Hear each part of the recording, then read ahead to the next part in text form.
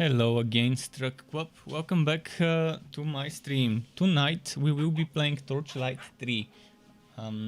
I will be continuing tomorrow with Biomutant, although tomorrow I probably would be making one build video. Probably for the Bane build, it could be for the Electrode, but in the next 2 days or 3 days I'm planning to make some minion builds. First of all, I need to take my items from this hero and then transfer them to the Bane hero. Which should be this one. And then after that I would be testing on the Electrode hero, which should be this one. So yeah, we would be testing stuff. First, let's transfer the items. Now that I have builds for every single relic on the Cursed Captain, I would start making some minion builds, because neither of the builds I made was minions build, because, well, for some reasons, for some slightly obvious reasons.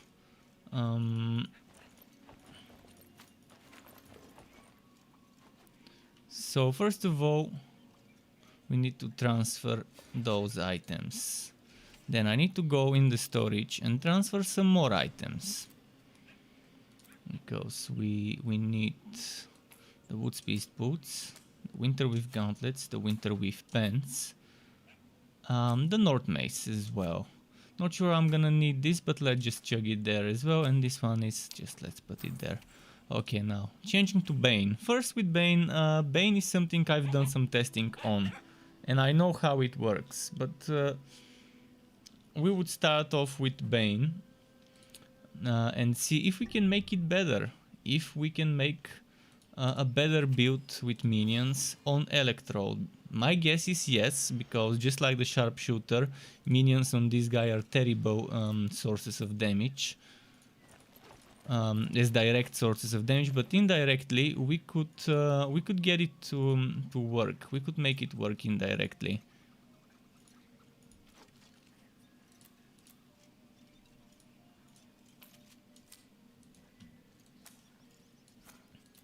Finding some more books as we go.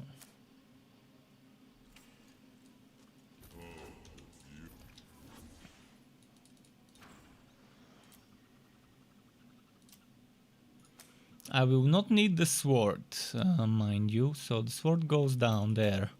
This goes here. Now we will change the Ancient Ember legs for Winterweave, the Ancient Ember gloves for Winterweave, and the Ancient Ember boots for Woodsbeast. Now this means here we need the Ancient Ember. Live General, we're not gonna go for Egg of Mayhem because we're making a different build. I mean, I wish I had the Coral Cudgel so I could test it, or I wish I had where was that item for fire, the many tentacled one. I wish I had this one as well, because people have been asking me for a fire build. Well, let's make you a fire build right now. It won't be using the many tentacled one, unfortunately. Now for this SWAT, there are a few things that can go. What do I normally put? Just a moment, let me check. Oh yeah, let's put the powder keg item. You might not get minions being as the main source of damage, but the kegs are a good additional choice there. So let's rework the skill points. We've got Respectacles, so this one is sorted. First we are reworking Bane.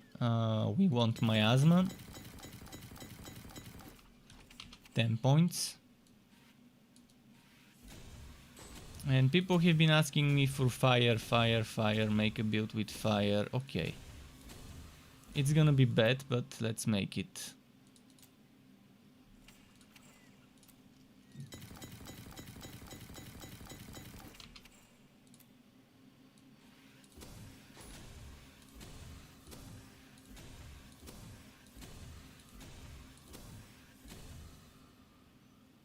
See, even 10 points into fire.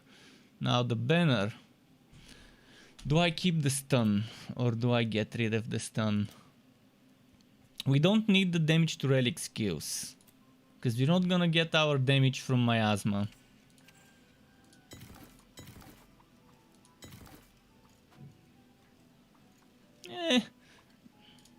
I think we don't need that for those 4 doubloons, but if someone thinks they need it, they can invest into it.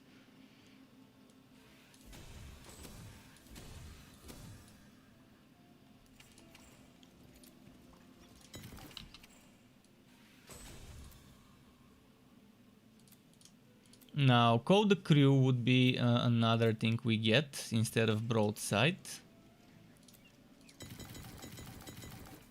Although this one, this bonus here, maybe we can keep that bonus.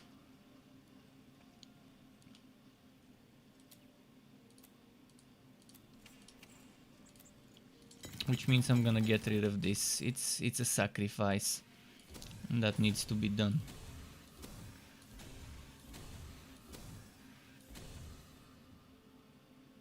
I've got 3 more points to decide on. This one, I know it doesn't work, otherwise I would have done it. I would have taken 4 points into this, which would mean removing 1 more point from that. But I know it doesn't work. I can try and show you. Let's show you. Instead of saying it doesn't work, let's show you that it doesn't work. Meaning, chance when you spend doubloons to summon a rifleman. Let's do it. Let's spend a bunch of doubloons.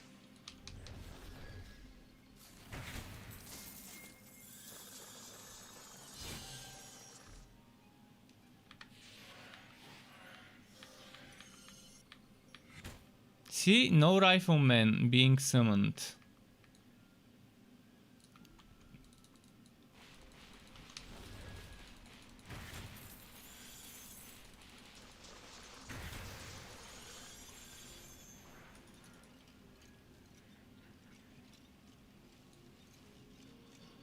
Is this the rifleman? Wait. Maybe it works. Maybe it works. Because this doesn't seem to be a summon from Call the Crew. Okay, I would say keep that rifleman passive. Let's keep that rifleman passive. Not sure if it's gonna help much, but let's test it if this rifleman can be controlled by Call the Crew. It should be, because that's how most things work. So if I do Call the Crew, and now I reuse it, does it teleport the rifleman as well?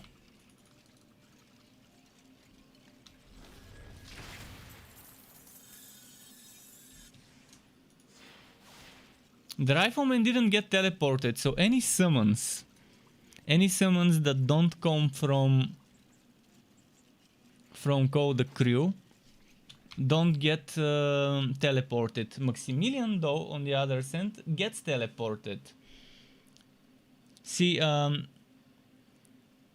be commanded to raid walk by activating Call the Crew. Works for Max, but it doesn't work for the Ghost Ship tier 2 passive. Okay, in the meantime, I'm gonna put I'm gonna sort the skills out. So we want this, we want this, we want this, we want this, this and this and this. And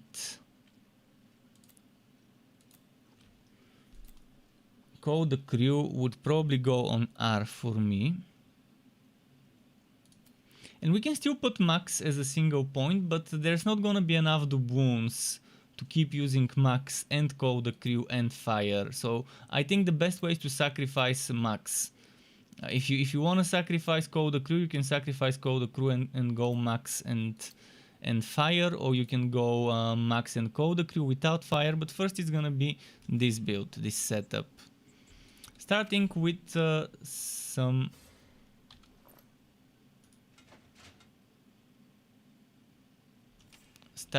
some maps, some regular maps. We will be testing how it goes. And Chosby, welcome back, Chosby. Nice seeing you again. How are you doing?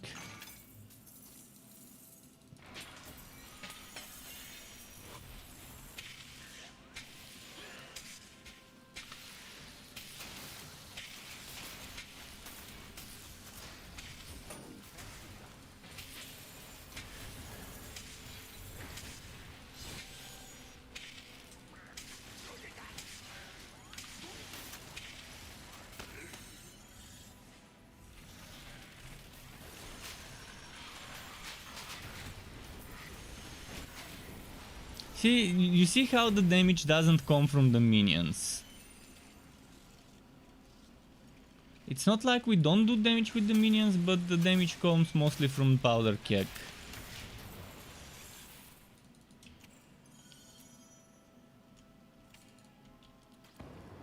And the minions' damage is not that great. I'm gonna let just the minions do damage now. If we had damage to fire, it could work. And for this build I would be suggesting damage to fire. And the build is not terrible, which is a good thing that it's not terrible, which means with Electrode a not terrible build turns into half decent build. When you change to Electrode instead of Bane. And you're triggering lightning strikes. Also on Electrode it would be very bad for your eyes because there's gonna be so many lightnings based on how many minions you've got. And that's not even going full minion mode. We can go full minion mode by using different items that summon even more minions. But again, those minions wouldn't be a big source of damage unless we go Electrode. So yeah, first I'm gonna do this a little. Then I'm gonna try a version with without fire, with Max and Call the Crew, and focusing on Call the Crew more. The one thing I don't like about Call the Crew is if they die, you have to wait for those 2 minutes to end before you can resummon them. I can just use the skill again and resummon them. I can teleport them if they are alive, but I can't resummon them. This is the worst thing about Call the Crew. That's probably never gonna get fixed. 99% sure we're never gonna see this fixed. So that when you reuse the skill, it actually resummons the minions.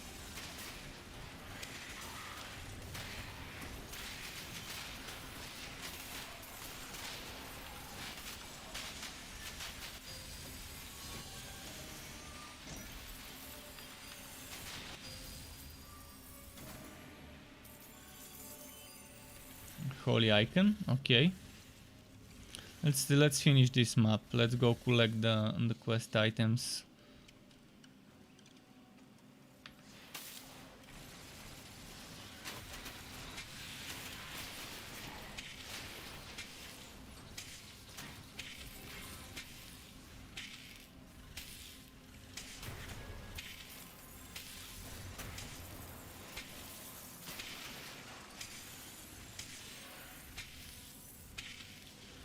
What's here?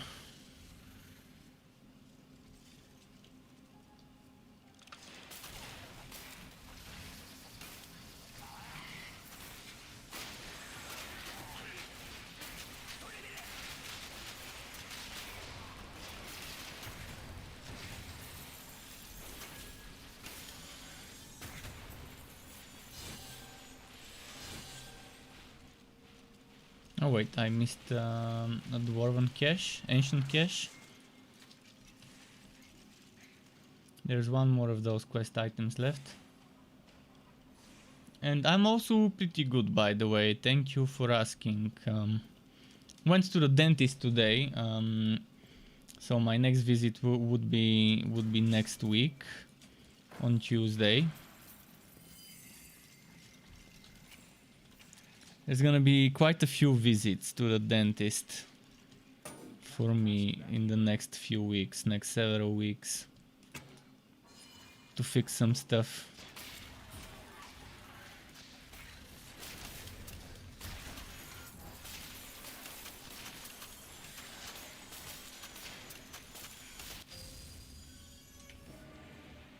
See, if I didn't use powder keg, this would have taken forever as a fight.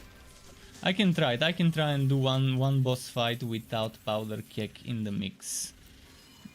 To not use powder keg, to see how slow the killing will be if only the minions are attacking. So next let's try the version without fire. Let's remove the points from fire and put points into max and go max in the crew without fire.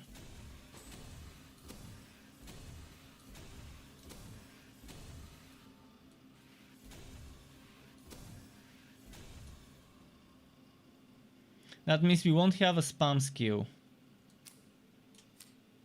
I mean, on this setup I can still use fire, but there's not gonna be enough the wounds to use max and fire and call the crew reasonably often. One more map here.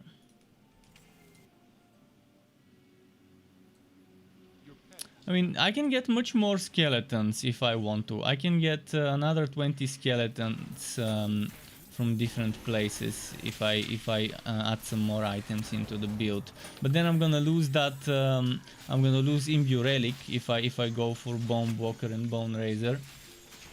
Shohei said, "How was the dentist?" Today it was just a checkup today. I need to go next week, and next week they're gonna remove one of my wisdom teeth. We decided to start with that. Then there's gonna be 5 days of healing for the whole, and after that there's stuff to get fixed, like 4 or 5 things need to get fixed.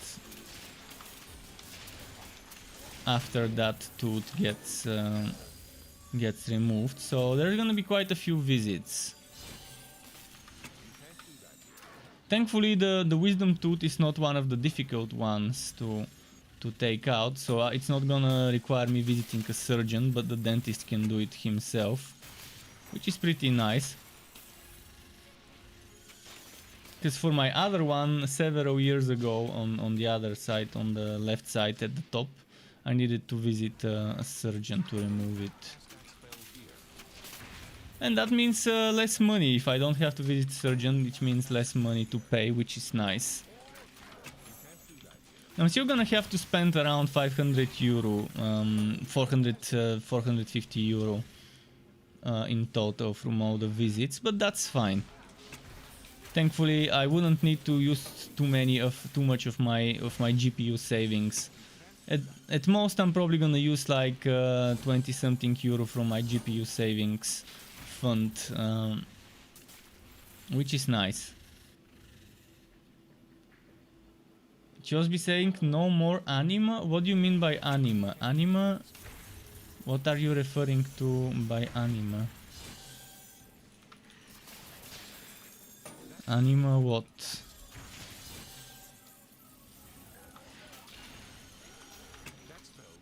So now with this one we are not using fire, and we're testing how it is to have call the crew more often and first mate.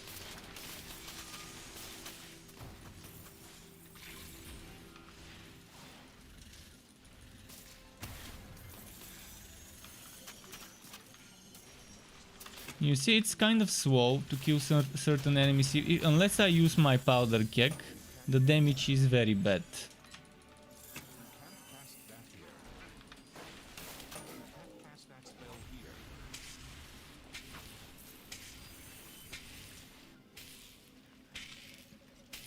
Anima, oh yeah, I'm not doing any more anima. I even forgot about that game. It's just not my kind of game.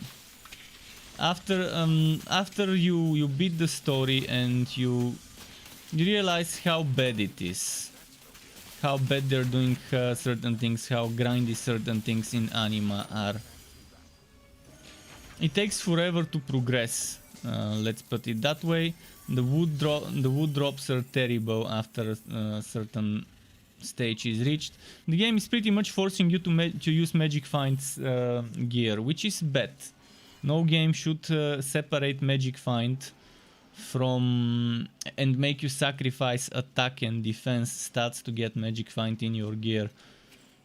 Even this game is doing something that shouldn't be done by having gear work, but thankfully in this game you can get gear work without stacking too much of it. Just by being on ridiculous, I get 20 gear work, and having the 3 of work, which I haven't put, but if I put the 3 of work I can get a little bit more. Let's put the 3 of work. From the 3 of work you can get another up to 5%. So see, from 20 now I should have 24, because mine's level 4 3 of work. So just by playing that you get 1/4 of it, and then you go into a map with another 50 and you're almost capped. If you use the Winter with Cuirass in the Legendarium, that's fine, you can get it. But you don't even need fully capped gear work. So this game is not like some of the other games where you really need to stack that wood bonus, that Magic Find or whatever it's called in any game. And Anima's XP, why are there so many levels in Anima? What's the fucking reason for having so many useless levels after probably 100 should have been the limit? From there it should have stopped. Why are there so many difficulties? It should have stopped at Reincarnation 4 or 5. Why do you have to do the story every time you're in a new reincarnation? I mean, Anima has so many problems that it has more problems than good things. Once you beat the story. See, beating the story for the first time, it's an okay, good experience, good journey. But after that the game just becomes fucking boring and stagnant. The end game doesn't feel like end game, it feels like a fucking chore in Anima.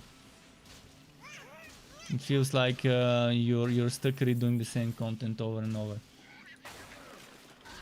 Edward says, why not try Wast Epoch? I've tried Wast Epoch, it deleted my characters. Like a year ago I lost 2 out of my 3 characters for no real reason. Somehow the game doesn't have protection against losing data, even though they're making you log in. The game makes you log in. So it's not like it's not an offline game, yet they still don't save your data somewhere where you're not gonna end up losing data. And after one patch, 2 of my 3 heroes disappeared, the 3rd hero remained. So it's not like my whole save folder got deleted. They just deleted 2 out of my 3 heroes without giving me a reason why they deleted them. And I still played. I mean, I did make a rogue recently and I did play the rogue. I didn't finish the rogue playthrough because the game is just very boring and very grindy and very slow and very badly balanced. And yet another game for tryhards, that's what Wast Epoch is. So Path of Exile players would love Wast Epoch because the tryhards love Wast Epoch, and Path of Exile's player base is majorly consisted of tryhards. And that's fine, I just don't like the same games tryhards do. That's why I don't play Path of Exile or Wast Epoch. Because they're designed for the tryhard mentality, which I just don't have that mentality. And I can't adopt it, that mentality.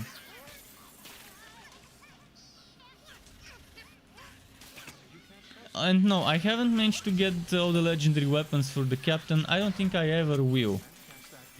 I'm starting to believe some of them might not even drop. But again, I haven't played much off stream. Mostly with Torchlight 3, what you see me play on stream is what I play, excluding whenever I record build videos and content videos. Then there's obviously some map runs that I do off stream to record footage for those builds. Has anyone played Bane builds, and what's your favorite minion Bane build? Do you guys prefer Call the Crew with Max? Do you prefer Call the Crew with Fire? Or do you prefer fire with max? Or do you prefer a build that uses all three of them at the same time? Which could be a little bit hard on the coins. I'm wondering. Probably the build video I make would be with fire and code a crew. It could be fire and max, we'll see. I will test fire and max next. Today I'm gonna test all three versions on Bane, and then I will go and test few versions on Electrode and just compare, see which minion build feels the most fun to me. And I would make two build videos, one for Bane, one for Cursed Captain, with a few versions. I would mention all the versions I've tested in the alternative setups part of the build video and on the website. Terry is back, says what's up. Josby says, did you see Diablo Resurrected? I've seen Diablo Resurrected long ago. I mean, I haven't seen recent footage ever since the developers commentary with Mr. Wama few months ago when they, I think it was around March, when they did their quarterly update, and Mr. Wama interviewed some of the devs, and there was a lot of footage. I actually made a summary of all of that footage and made a video about it. Is there something new and exciting to see about Diablo Resurrected that's different than what we've seen in March?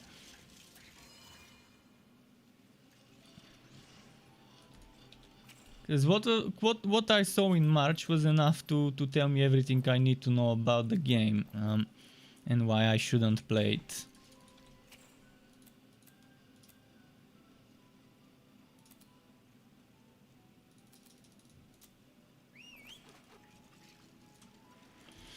Okay, next build. Now we are removing all the crew, and we'll be using max and fire.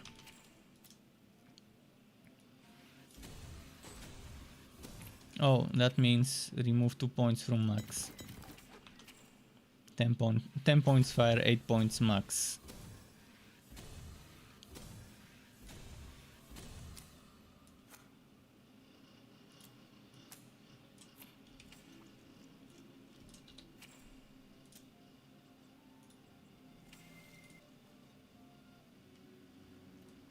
Do minions despawn? Yes, they have duration. For example, max lasts for 30 seconds and has a cooldown of 2.7. Call the crew has a cooldown of 2.7. Actually, it's 3 seconds, not 2.7. I've got 10% reduction, 10% reduction, so 3-second cooldown for those skills. This one lasts for 120 seconds. And here's the catch with this skill. Here is why I don't like this skill. If your minions die, they will not respawn unless those 120 seconds pass. So if you stop using the skill for 2 minutes and then use it again, you would summon a new batch of crewmen. But if you just keep reusing the skill, it's just gonna keep teleporting whatever is left alive. And if nothing's left alive, he would just do the animation without respawning new ones. And you have to stop using the skill for 2 minutes, and you won't know when 2 minutes have passed unless you somehow time it. And that's bad. That's in my opinion not intended behavior. I doubt they said that's gonna be a great idea if we do it that way.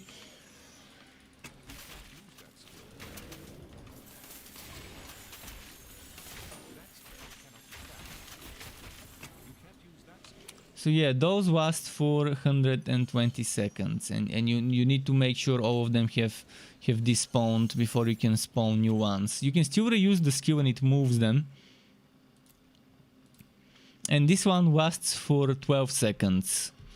But the cooldown is 1 second, and you can have as many of those as you can farm the boons. So if I spam a bunch of the boons here and start getting those boons, you can see now I can do a bunch of fires.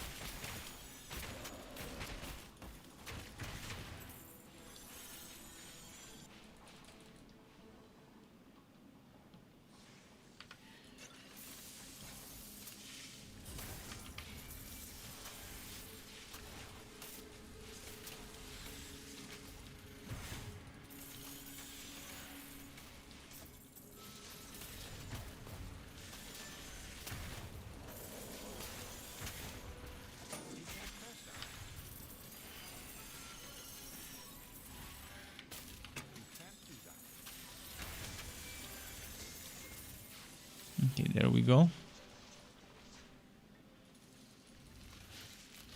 Showcase says this free Assassin's Creed Valhalla sucks as them. What do you mean free Assassin's Creed Valhalla?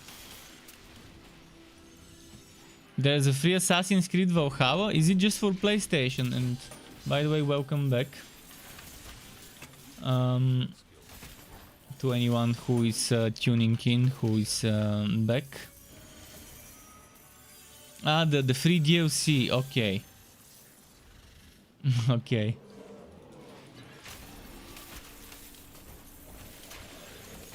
But yeah, I did find out about the Diablo 2 Resurrected release, and again, I don't chase where the hype is and where the viewers are.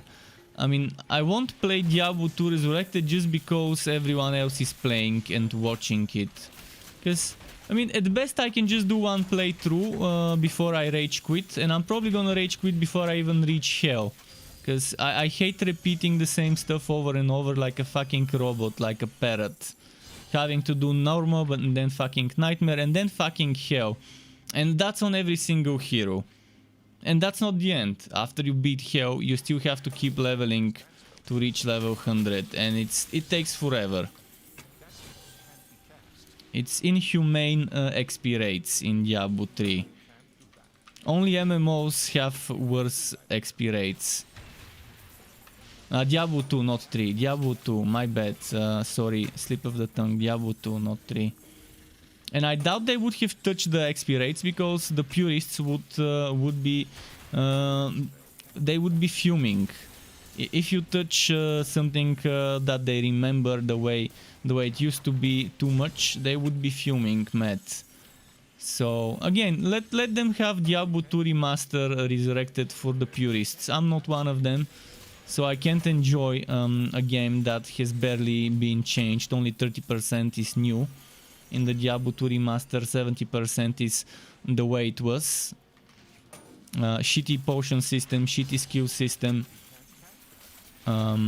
Terrible inventory space. Although they did touch up on the inventory space and they did improve it, it's still not enough.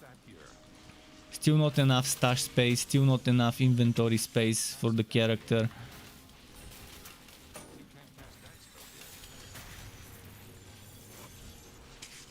Wooter games are all about hoarding tons of wood for different builds, for different setups, so you can experiment with it. If they don't let you hoard as much wood as you want, then there's a big problem. Then it's not a real Wooter game.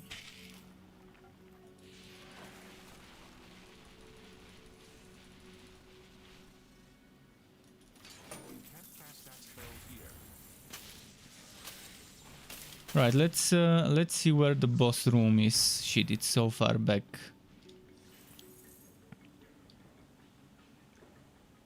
Should I try beating the boss without powder keg just to see how slow it will be?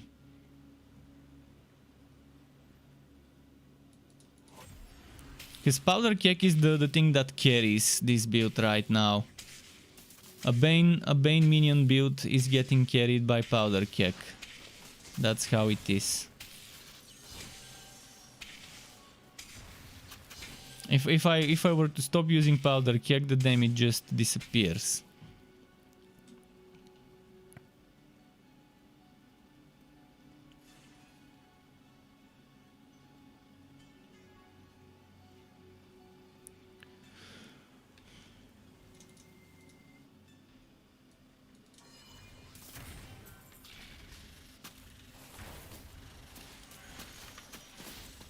Okay, this will be without using powder keg, just the kegs from max. So this is what you get when not using powder keg as damage. I mean, it's not terrible. It's not terrible, but this one would have died 2-3 times quicker if I were to use this skill. Or plunder. So damage wise it's not bad. And I think it's time to move on to Electrode. We tested 3 versions here. Damage wise it's not bad, but it's not good either. Average. And average in the Fazier means slow damage. Because this was just a level 60 map without any additional whatchamacallit,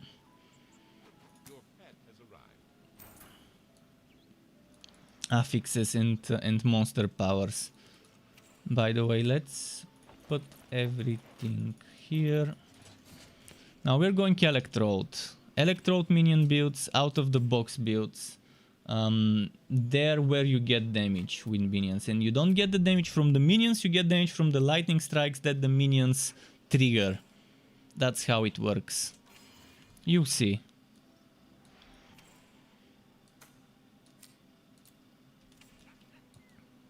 You'll see very soon what I'm talking about. I haven't tested it, but I've done the same thing on a sharpshooter, and I know it can work. It can work on every hero.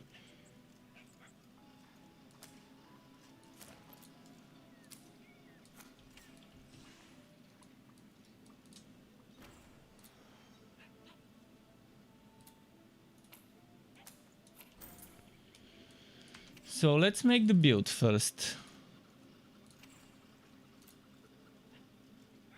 This I'm keeping the way it is first. Now we have to remove Blunderbuss.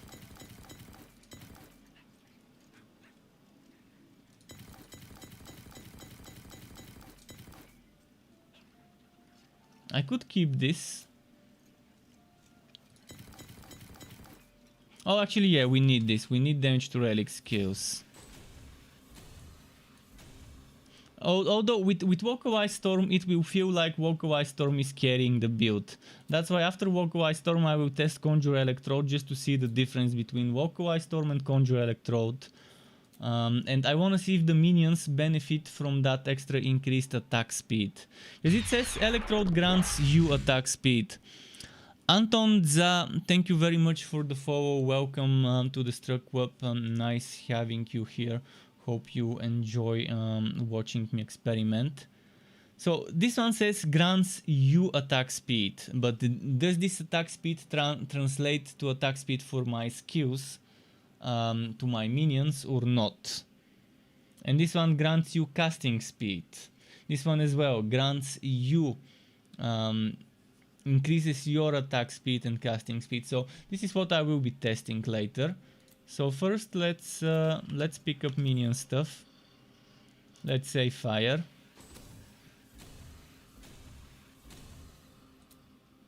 Call the crew.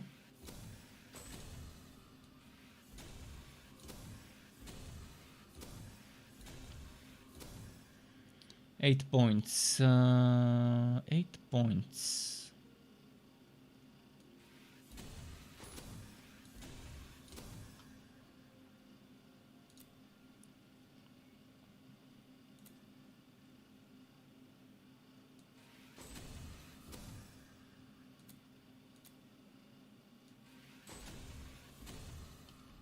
Okay.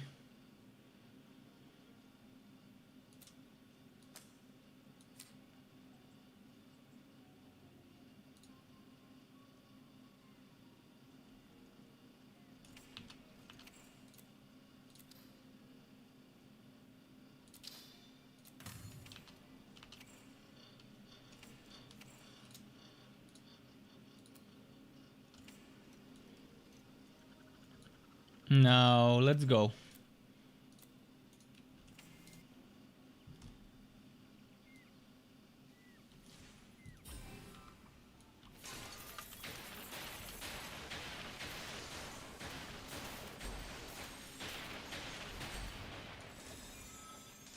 Okay, we still haven't even gotten the summons out. Let's get the summons out.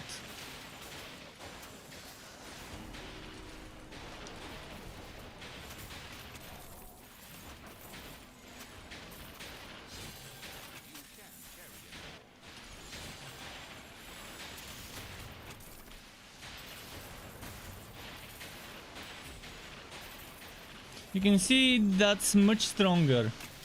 Much stronger. You spent all yours on the watery vendor. Don't use the watery vendor for legendaries. Only use it for blue items.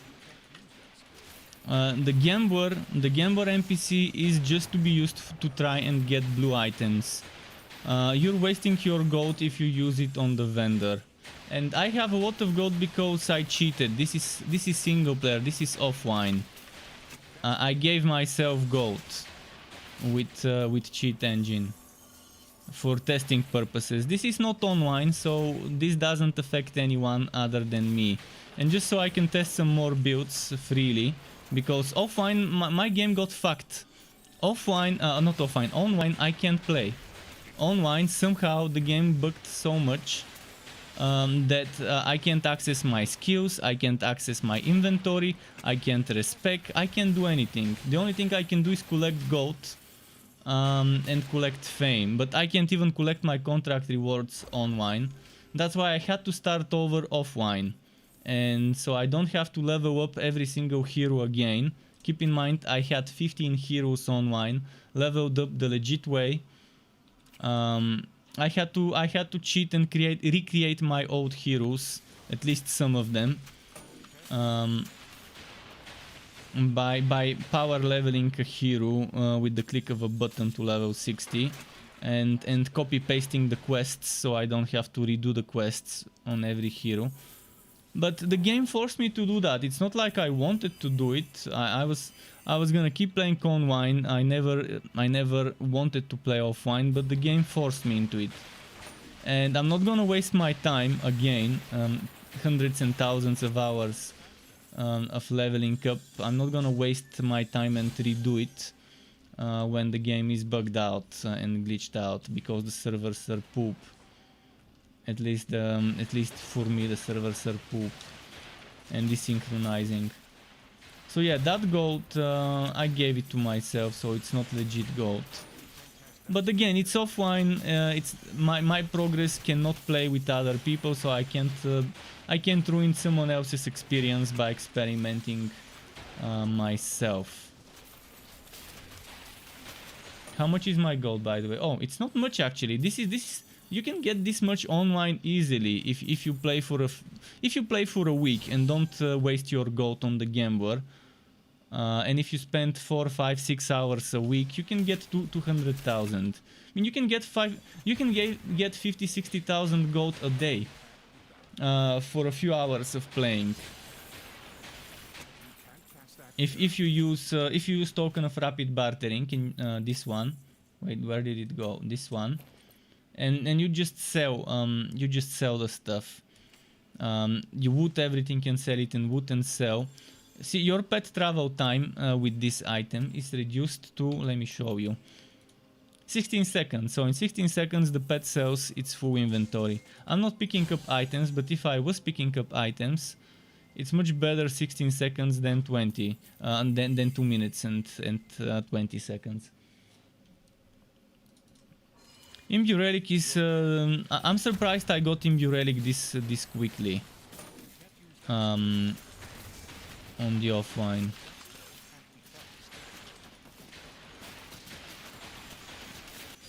You see what happens when I get a ton of summons and let them start shooting? Every time a summon hits an enemy, there is a chance for this one to get triggered. And there's just lightning, choo choo choo choo choo. A wad of thunder.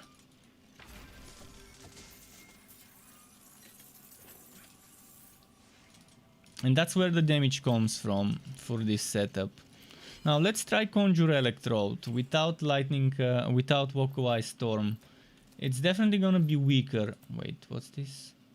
It is definitely going to be weaker, but I wanna test the weaker one, and I wanna test if it improves my pet's casting speed. It shouldn't. It shouldn't improve the pet casting speed, but unless I test it, I won't know.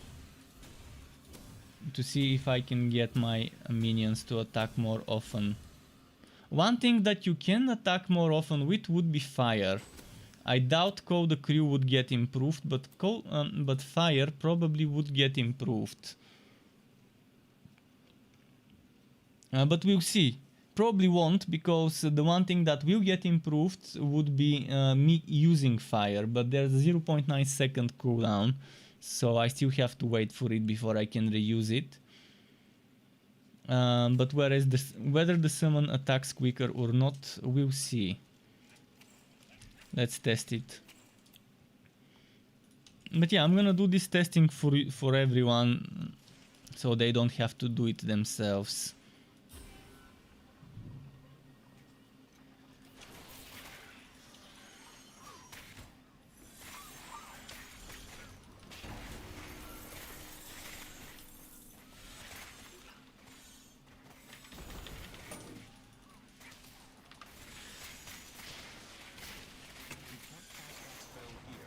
Oh, I'm missing something very important. Something very important is missing. Chance to shock. Without chance to shock, this doesn't work.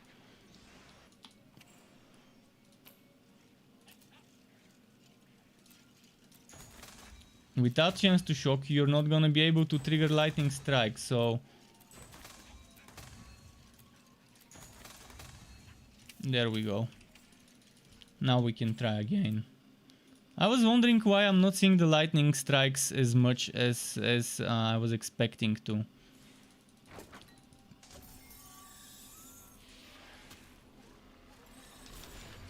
Let me get some coins so I can summon some instances of fire. So my crewmen should attack faster if I use Conjure Electrode. Let's see. Do you guys see any increase?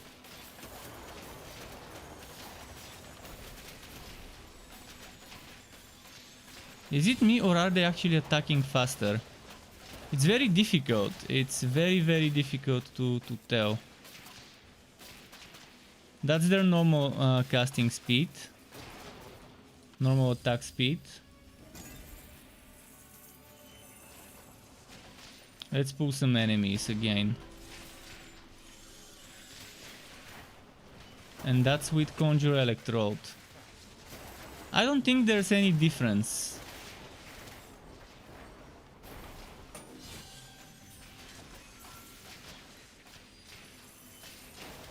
But you can see the minions are doing the killing. I can let them do the killing. This is what I was trying to achieve. A build where you can just let your minions do the killing.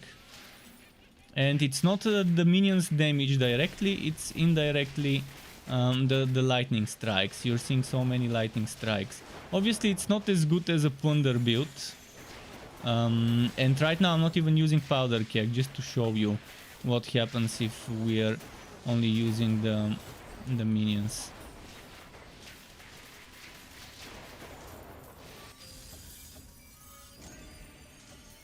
Where do the minions come from? The minions come from Code the Crew, and in my case fire.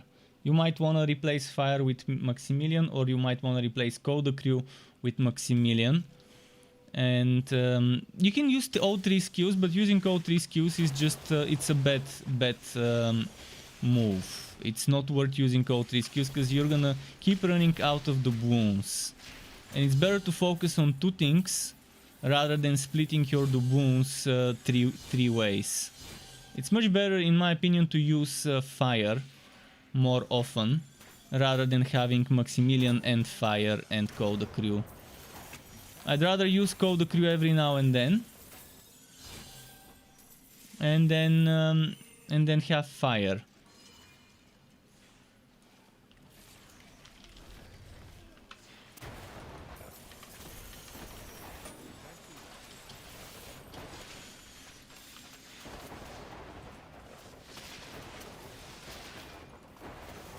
See, I'm gonna let them do the killing. I'm not gonna use the kegs anymore.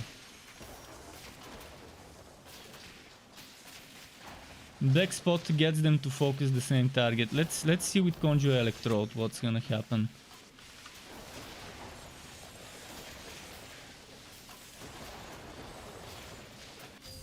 Definitely not a good build, but it's not a bad build either. Just like on Sharpshooter with minions, the Curse Captain and minions is just not the greatest choice. And this was obvious. It was obvious that that's how it's gonna be, because it only has one more minion skill than a sharpshooter, and the damage those minions do is just not as much. But the developers long ago said minions in the game are not supposed to be damage sources. They're supposed to be meat shields. The train is the only exception where this thing seemed to have been done differently, where the train actually does damage, at least with two of the skills it does. Okay, let's try max and fire.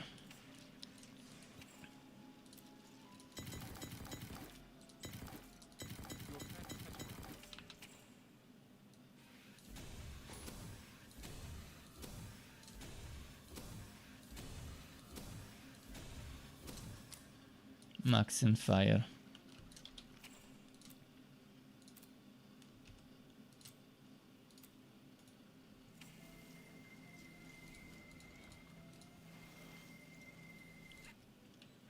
But someone asked if there's a bug with the first matey skill. Well, I think she's supposed to do damage. I can test it for you. I mean, I can definitely test for you if she's gonna do damage. Let's get some doubloons now. Okay, let's summon Max.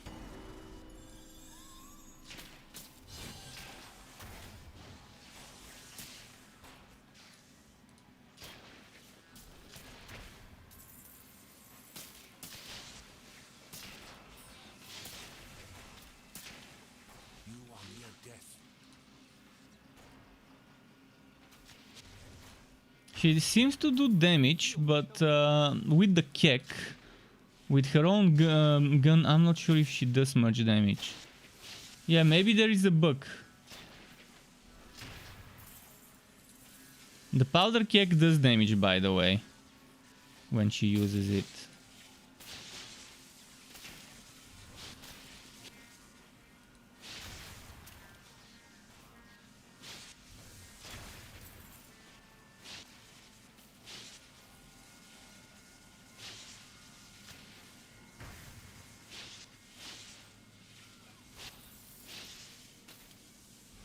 When she uses Thieving Spirits, she also does damage. But her basic attack doesn't seem to do damage, yeah. So, okay, another reason not to use Max. Another reason not to use Max, there is a bug. Her basic attacks don't do damage. No, my multiplayer never got fixed, and it never will be, because they need to patch the server. And they need to patch the server's netcode. I mean, I reinstalled the game, it didn't fix it. I tested so many things. This will never get fixed because there's no more development, there's no more patches. We're not gonna even see a little hotfix, believe me, from what I'm seeing right now. If they were gonna keep someone else working on the game, they would have told us. They would have posted about it. If they haven't posted by now, it's been like, what, already a month since the last patch. So yeah, for a month if they haven't said anything. So basically using Max, you're gonna lose a lot of damage because her damage doesn't seem to work.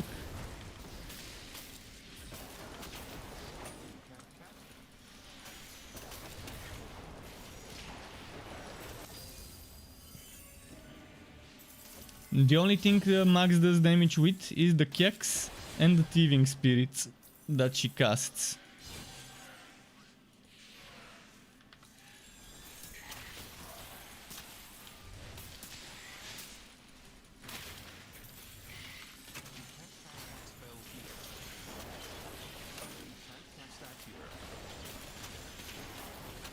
And thanks for telling me about this. I never noticed. I never paid attention to how much damage she uses. I mean, this patch came with so many bugs. So many bugs. And if they were to make it easy for people to test on the test server and announce that the character is playable on the test server, few weeks before the patch, those bugs would have been found. Because the test server I had access to long ago, it was very hard to test stuff because they would spend my skill points and then I would have to grind for the spectacles to rework 40 something skill points that were spent on in the wrong skills. And people just couldn't do proper testing, and they didn't give you access to certain items to test if they work.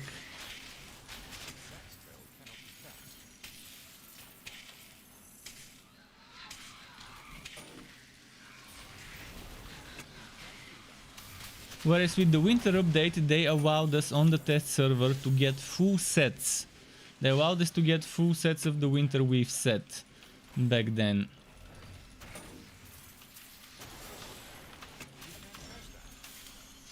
And that allowed us to find bugs with the winter weave set. For example, the teleport wasn't working on those, I think, shoulders. Or was only working in the fort sometimes.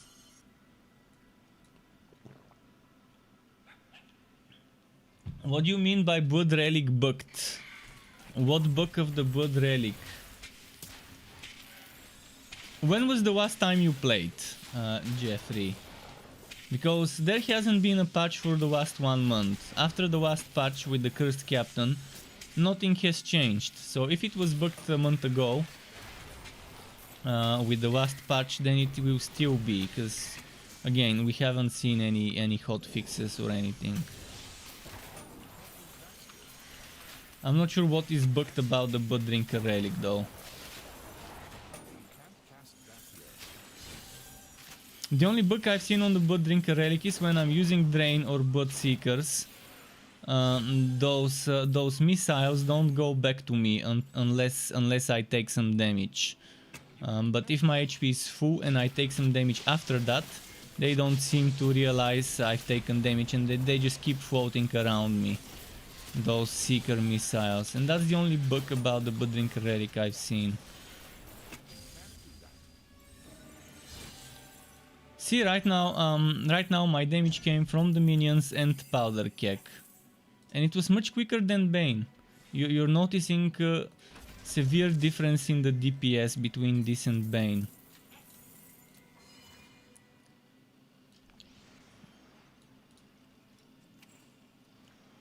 I still think Call the Crew is the better option though. Oh fuck, I need spectacles.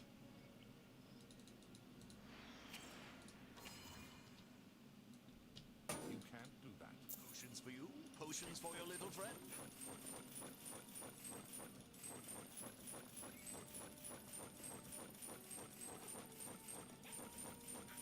See you next time.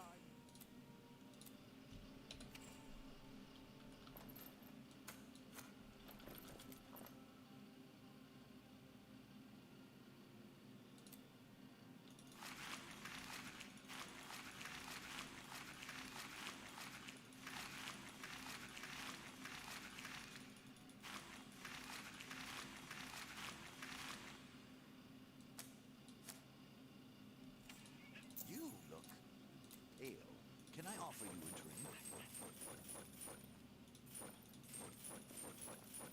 If only they added a trader that sells Mapworks portals before they left the game. It would have been a very welcome addition to have Mapworks.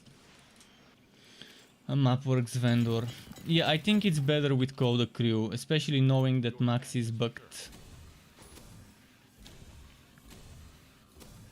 Non-refs ask me if I will play Torchlight 2 with him. I don't feel like playing Torchlight 2. I'm not that big of a fan of Torchlight 2. I like Torchlight 3 more. Especially vanilla Torchlight 2 without mods. I don't feel fun. It's not fun to play Torchlight 2 for me. I've played enough to the point where I've seen Torchlight 3, which is better in many ways, also worse in a few ways, and I just can't enjoy it as much, even with mods.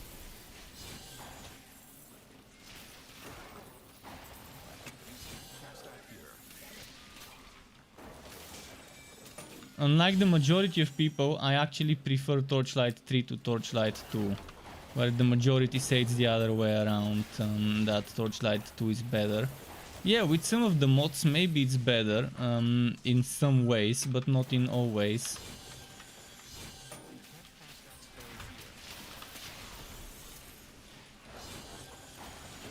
But if Dark Alliance doesn't suck, we can play Dungeons and Dragons Dark Alliance. I'm liking the Conjure Electrode setup. It doesn't feel like I'm getting carried by Walkaway Storm. And yeah, it's probably weaker than the Walkaway Storm build. But it's still stronger than the Miasma build. To play with minions and Electrode, Conjure Electrode. So Bane is actually not the best option for a minion build, as I expected it to be. I expected that Electrode would be better, and that's it. Electrode is better for minion builds. The only case where that's not true is Cursed Captain. Not Cursed, is Realm Master. Realm Master is the only case where you would want Bane on a minion build. But when it comes to Dusk Mage, Sharpshooter, or Cursed Captain, you would want Electrode on your minion builds. Whether it's Walkaway Storm or Conjure Electrode, the difference is there. Obviously, Walkaway Storm is better. But Conjure Electrode is not that far behind.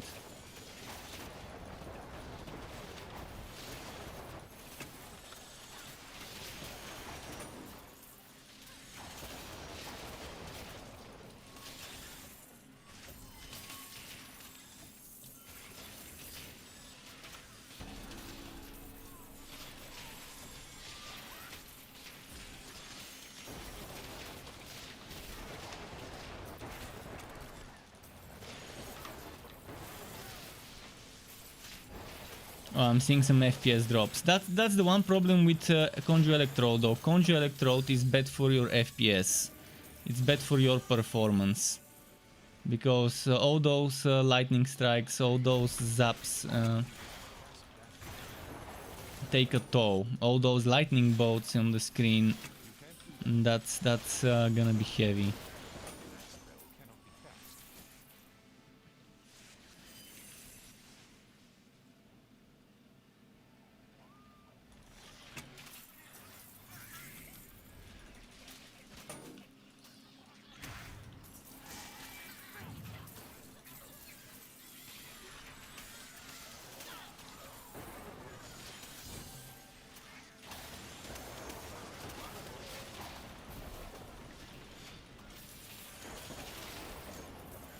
So yeah, if you want a minion build, this is probably gonna be my suggestion. I'm gonna make the Bane build first though. People kept asking for a Bane minion build.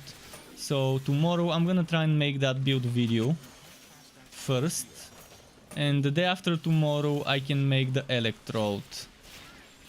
For the Electrode one I would record footage with both Walkaway Storm and Conjure Electrode. Also offering options for using First Mate if you want, but I would not be using First Mate.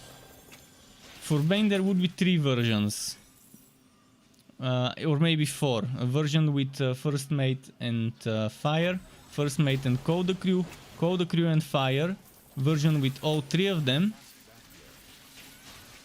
So those 4 versions would be at, the 4 I can think of. I can try and add some additional versions how to spend the other skill points to maybe make 5 or 6 total versions of the Bane build that people can test by slightly modifying the skill points. But in general it's gonna be the same core, the same build, just with different modifications, alternatives. Whereas with Electrode it's probably gonna be 6 versions. Walkaway, Storm, Fire, and Call the Crew. Walkaway, Storm, Fire, and First Mate. Walkaway, Storm, Call the Crew, First Mate, and then the same thing, but in the 3 cases replace Walkaway, Storm with Conjure Electrode. That's gonna be the 6 versions for the Electrode setup.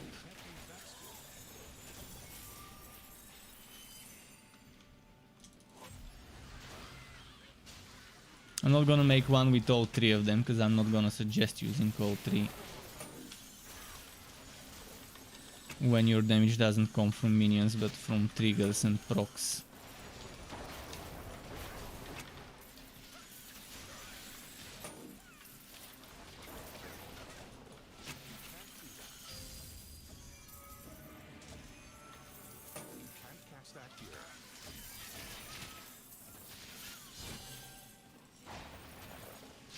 But yeah, I'm liking it. I'm really liking this.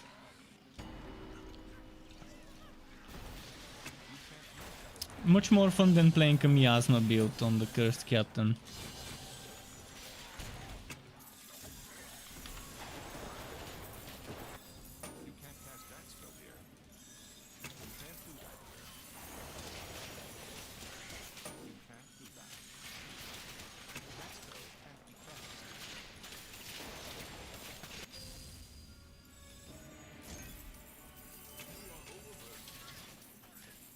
Anything else someone wants me to test today? Any other minion builds you wanna see? If you have a minion build you've been running and you want me to test it, I can try and test it. Although I might not have all the items for the legendarium. Probably gonna play for another 1-2 hours and then stop. It's gonna be a short stream today. And tomorrow I will be streaming Biomutant after I do my build video. I will go back to Biomutant. Unless something else comes up. Let me quickly check. Just a moment. Let me check if there have been any new releases. AI Drone Simulator, no. Shikari, A Colorful Tale, no.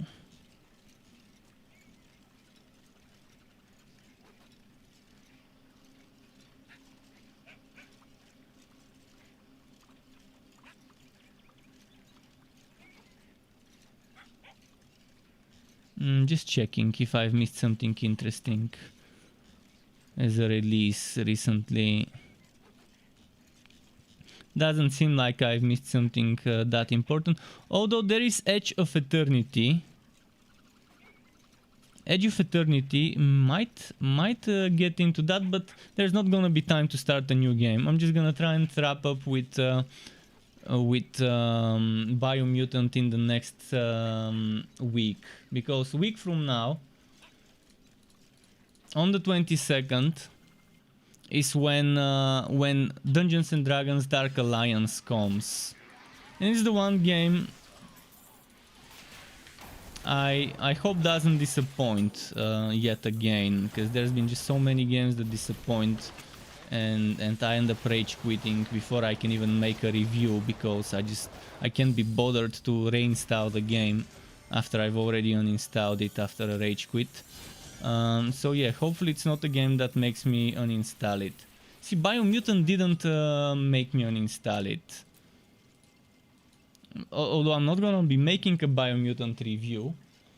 Maybe one on Steam, but I'm not gonna make a video.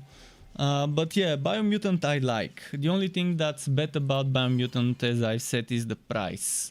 And if you want to complete everything, it could take a while, because there's a lot of traveling, a lot of going back and forth from one place to another. Which some people like, but eventually it gets boring, it gets old. So should we go back to Walkaway Storm? What if I were to use 1000 volt burst? 1000 volt burst is pointless. I already figured out that casting speed doesn't help my minions attack faster or attack speed.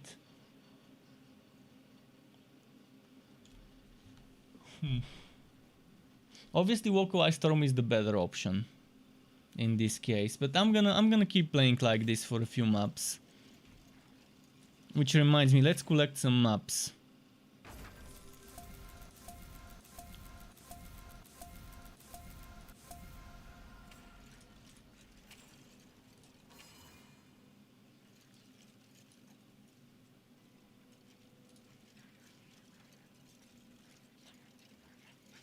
Just a moment.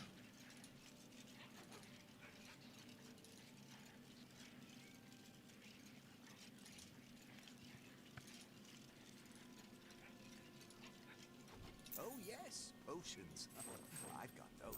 Is that all?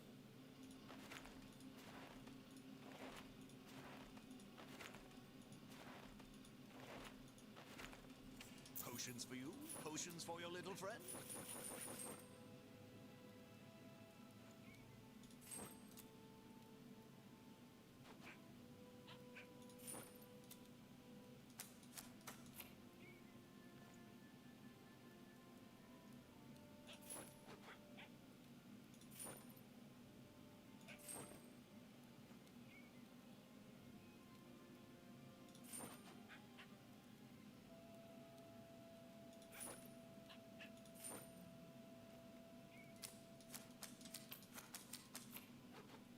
Oh, I'll be seeing you.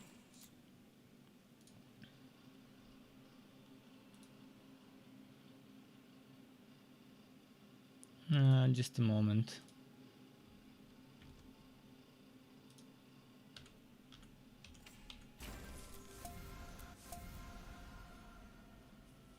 Okay, let's try this.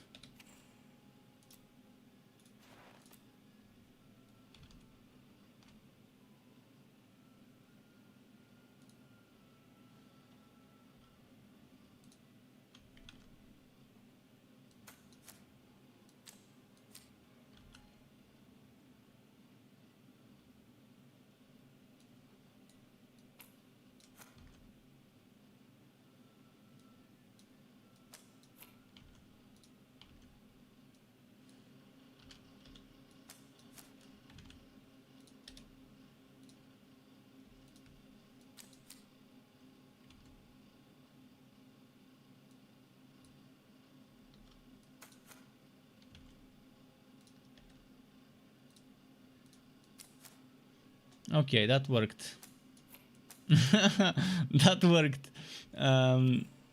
So we have enough maps. We don't have to worry about maps.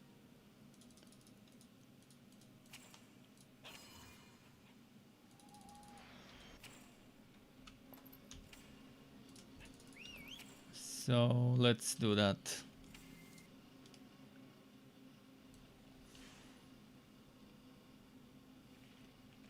Your pet has returned. Now I'm not gonna be pulling the punches. I'm gonna be using all the skills to see how quick I can get the DPS be even with the kek in the mix.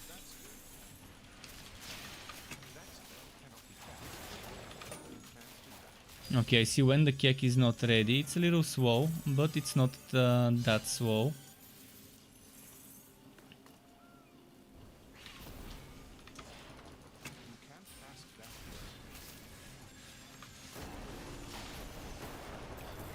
And the more monsters you collect together, group up together, the better this becomes.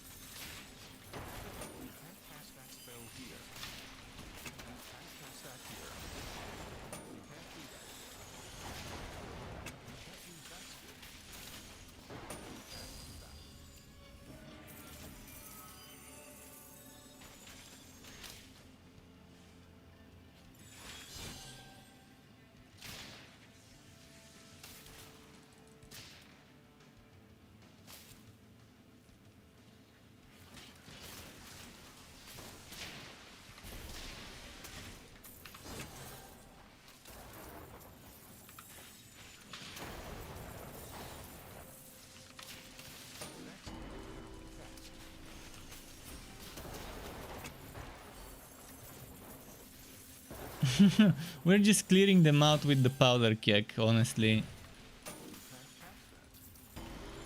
That casting speed makes the powder keg animation quicker when you stack it.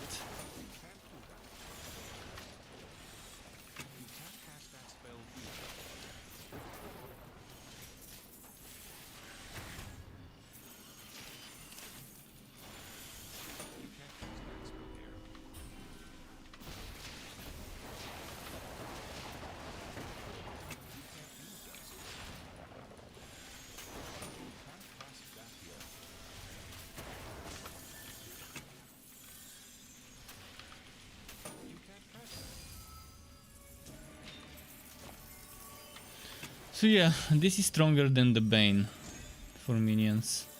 I can just see it, how it's clearing quicker. Even when I was using powder keg on Bane, it was still taking longer to clear out the rest.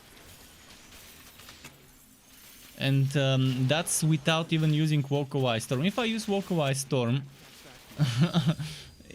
it's gonna probably jump by 50% my damage per second, the total DPS.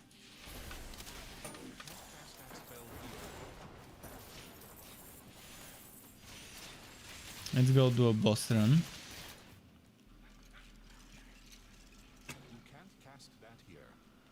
I'll still make the Bane build first for those who have been waiting for it, because there have been a lot of people who kept asking for fire Bane minion build.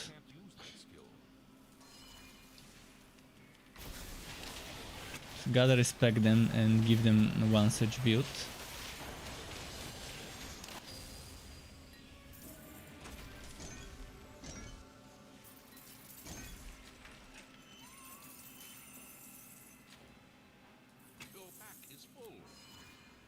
Yeah, that pretty much bursted him down very, very quickly.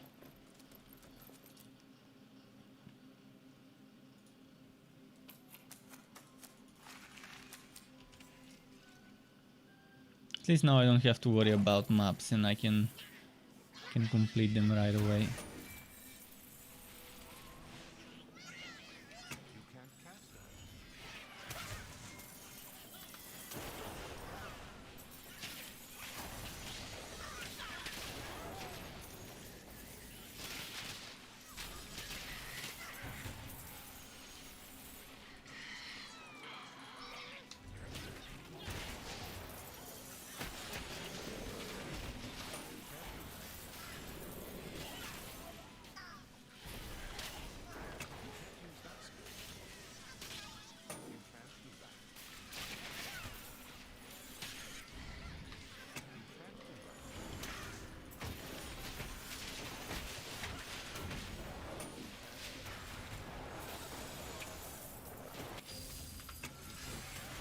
Nice.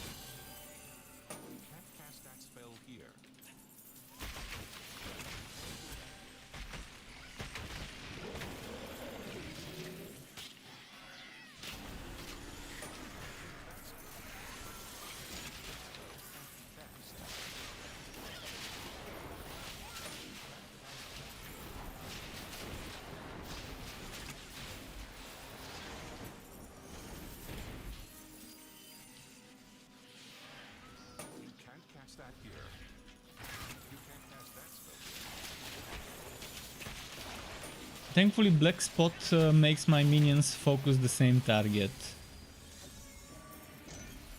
So unlike other heroes, on the Curse Captain at least you can tell your minions to force attack the same target.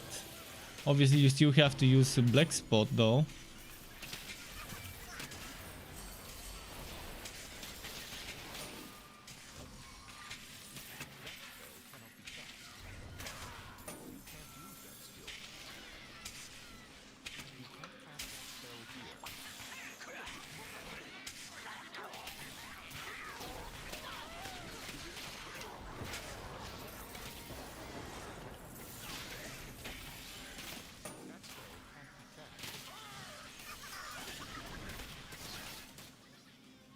Check down there, there's gotta be an elite monster somewhere.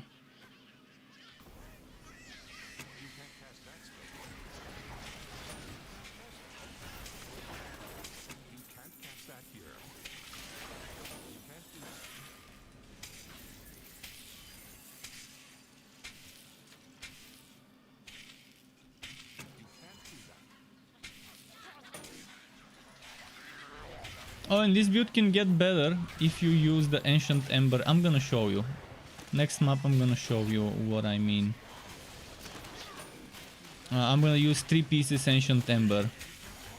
3 pieces Ancient Ember will improve the... Oh, and one of those pieces would be the Guoffs. So there's gonna be Chaotic Strikes triggering. Not much, but there will be some extra triggers. So every time the minion attacks, they would be triggering procs. So yeah, this would be...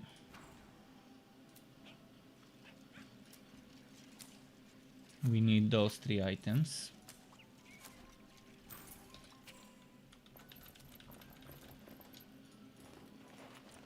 And we need to replace this for Woods Beast, because we just unequipped the Woods Beast boots. Where is Woods Beast? Woods Beast. I wish I had the item for fire. Look at how many I've got here. those minions are the minions from this. It doesn't seem to be maximum 1, I think. Let me check if it's 1, 2, 3, 4. 4 of those are from this. Or maybe, wait. 1, 2, 3, 4, 5, 6, 7, 8, 9. Let me check. And this is 1 rifleman, 2 riflemen, so that's 3 riflemen. And I have 4 riflemen here. So one of them should be this one. Okay, so I'm not teleporting the rifleman, I'm only teleporting the regular crewman. Still, there's 9 of those, and I can do a bunch of fire. So now let's see how that will work for me. The idea is to get more energy from this, so I can do more electrode, and this one can trigger chaotic strikes, which is a little bit of extra damage. Every time those guys hit, they're not only triggering the lightning strike, but they're also triggering... See, that's chaotic strikes. The one where there's cascading lightnings falling. Just now, boom, boom, boom, it went there. So, extra damage. The problem with those items is they're not that great in terms of defense. See, this one is 1700, no socket. This one has 0 defense, just some electric. But that's not because of the items themselves, it's just because mine are shit rolled and wall leveled. Some of them mine rolled for evasion and other things. See, I'm triggering chaotic strike so much more often that it's just silly. Now we increase the damage of this build.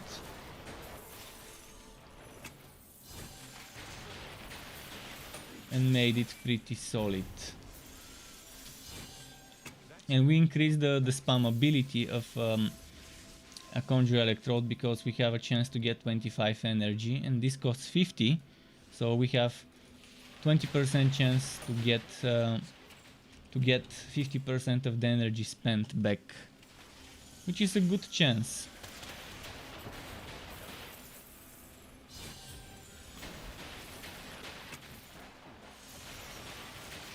Conjure Electrode may not be the main source of damage,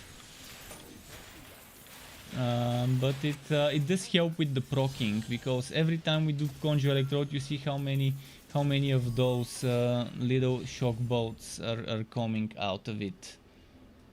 So the shock bolts from Conjure Electrode can trigger other shock bolts. The other shock bolts cannot trigger more shock bolts. So procs cannot trigger procs, but the shock bolts from Conjure Electrode, as you can see, they don't count as proc. So they can apply, they can trigger things, which separates them from regular shock bolts. The regular shock bolts are considered procs, which means they cannot trigger other procs like the lightning strike, like the gauntlets that I'm wearing. And yeah, Conjure Electrode does help.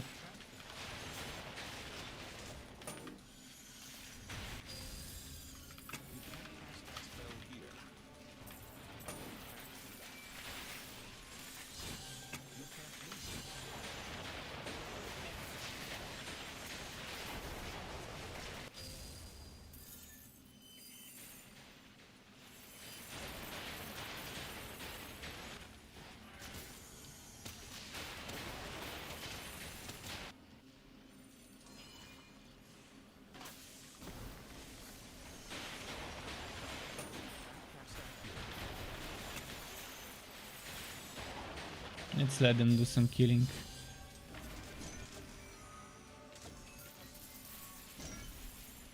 Let's actually go in the Fazir. I wanna go in the Fazir and see how they do in Fazir. For example, let's take Fazir 19.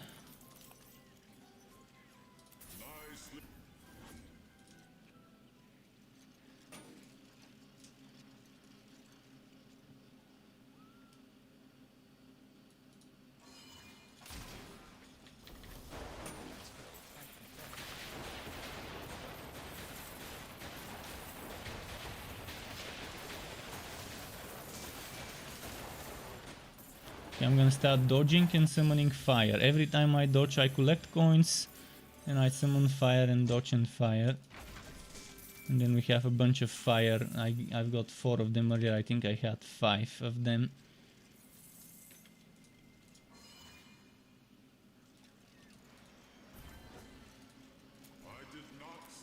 Let's push the Fazir a little, just to see how it goes. Double HP, perfect. Beefy monsters.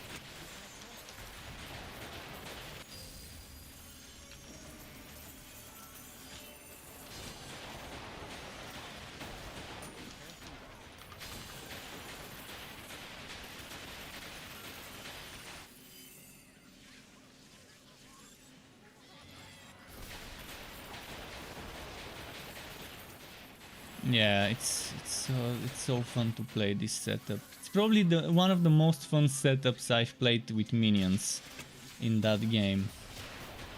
The damage is good, it's real. You're not spamming Plunderbuss. You're not using a train to get a lot of damage. You still have a ton of minions, which help, but they're not your only source of damage. You still have to use other things, so it's not like a total boring build where you can sit back sandy wax. You still have to use certain things.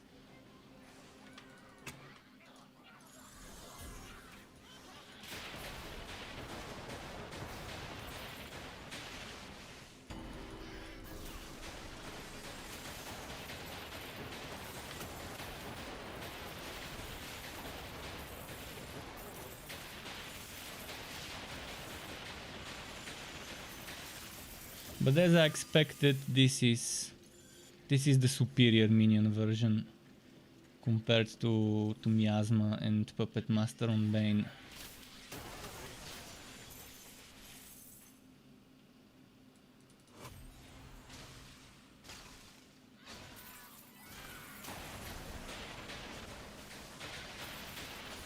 See all those lightnings you're seeing on the screen? My minions are causing them. I mean, yeah, some of those lightnings are caused by other things that are not my minions.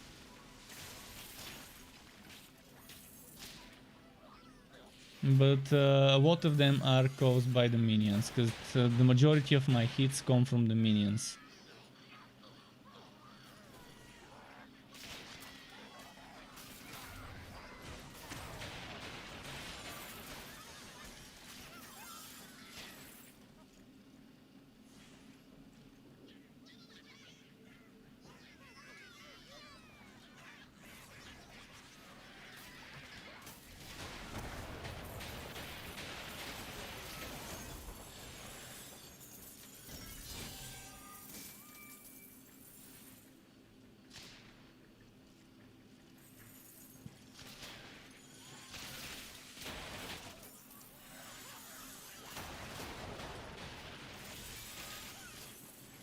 See, now just the minions attacking.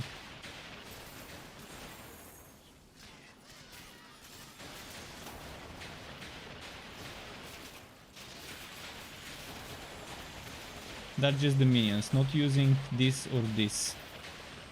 Or this. Just wanted to show what happens when you stack a bunch of minions and just let them do their own thing.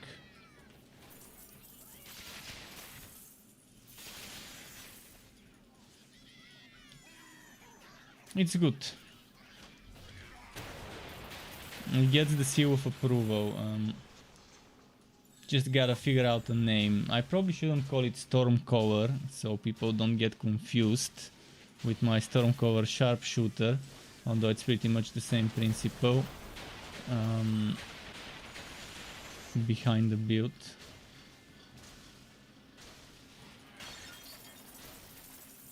Maybe I can call it Fire and Lightning. With fire meaning the skill fire. But it could be misleading, so probably the crew and the shocking crew. The shocking crewmancer.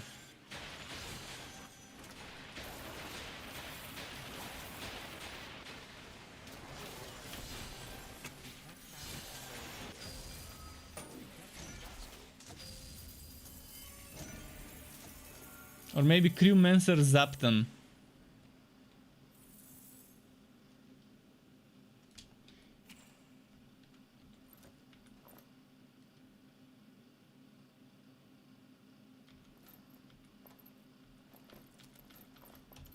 Maybe that way, yeah. Miasmic Crewmancer and Crewmancer Zapton. It seems like a very interesting name. For both setups, but where is the bait meat? Ah fuck, I missed it again. Sometimes it's here, sometimes it's before that. Should I go back to Bane after this? Let's do 2 more maps on this and then go back to Bane, so you can see the difference. Some of you might have missed me playing on Bane, and I just wanna go back and forth so you can see the difference in the DPS. I'm gonna go maximize my damage on the Bane build.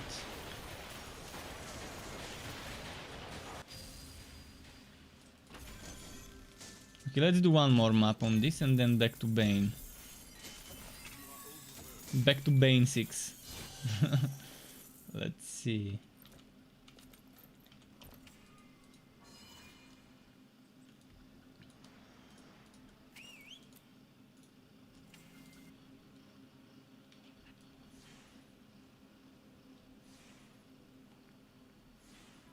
Your pet has returned.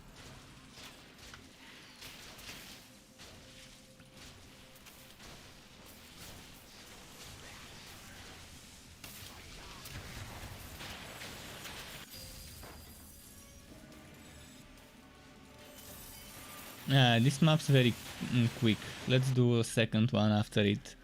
This one was a short one.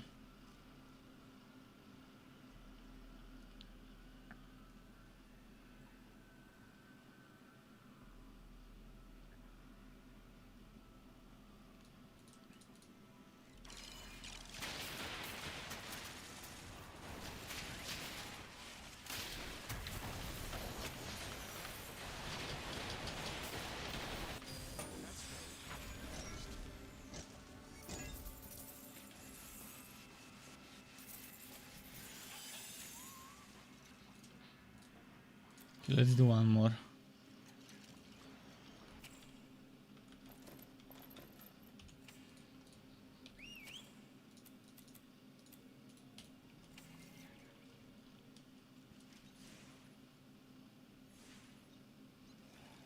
Your pet has arrived.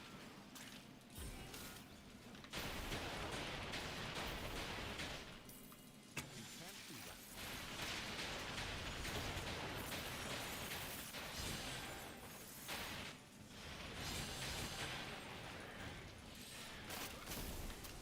You can't cast that here.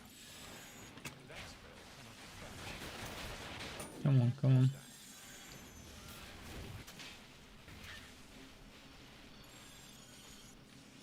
You can't use that skill.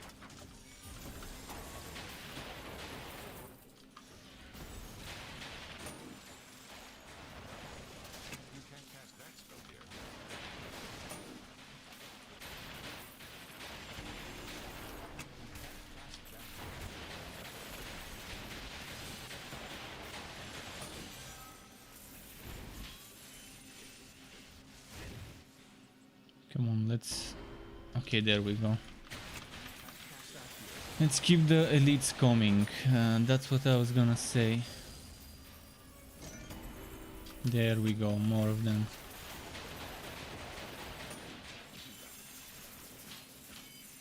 Arc power chest, okay.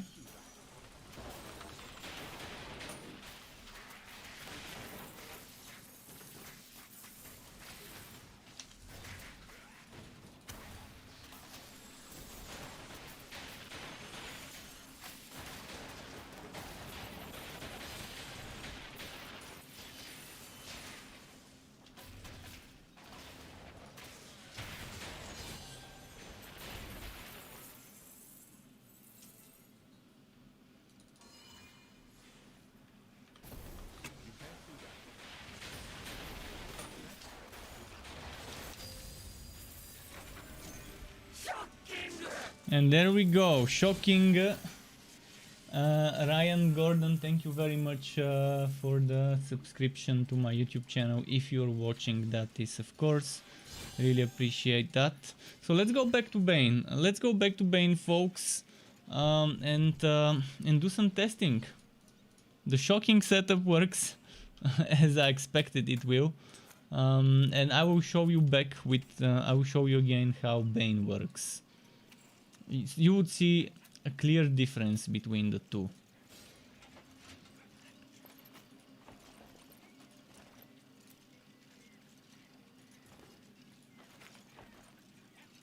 I'm gonna keep those here.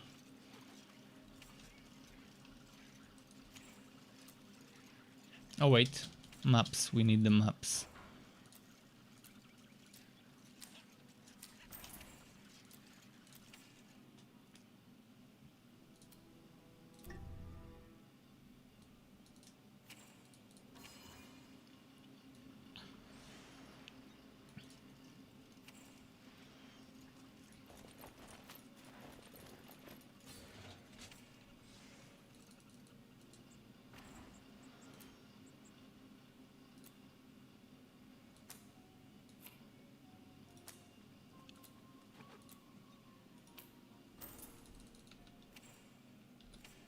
So this is which version? The version with max and fire. Let's go crew and fire.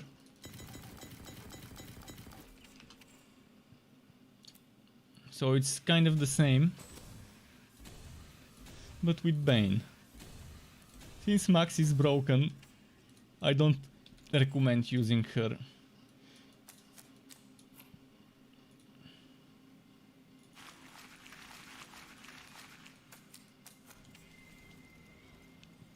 So I'm gonna be trying to do the exact same thing I was doing, trying to do as much damage as I can, as quickly as I can.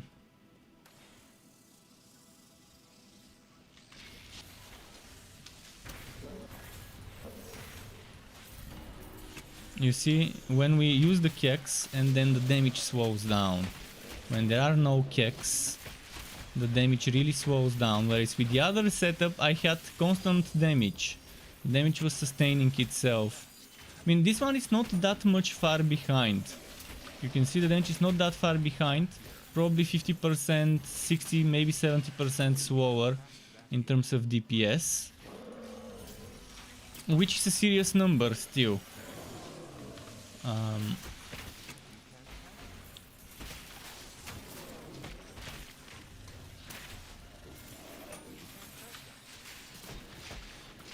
You see, I'm slowed down here where there's not even elites, and it's taking a while to kill them. So what's carrying this build is the stupid keks, the stupid barrels.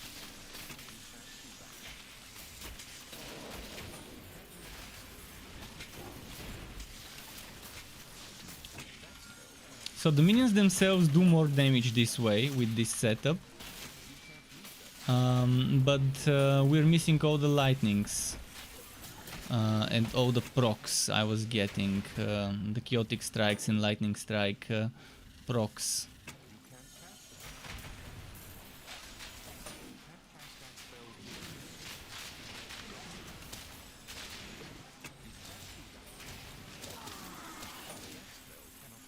And Conjure Electrode also was triggering more procs. Conjure Electrode was dealing some damage itself. Whereas Miasma, yeah, Miasma does damage. Not much, but it still does some damage when they're nearby. It poisons them and all.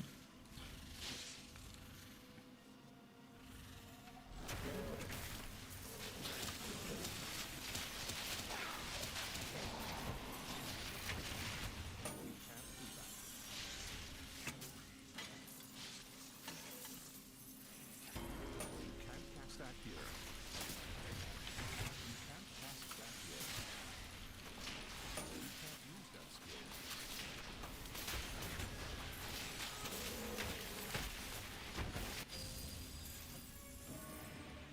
There we go. That spell cannot be cast. We got it seems like with this build I have less hits per second, which means less doubloons generated per second from the thing that has a chance to drop a doubloon on hit, which means less using of fire. You can't cast that spell here.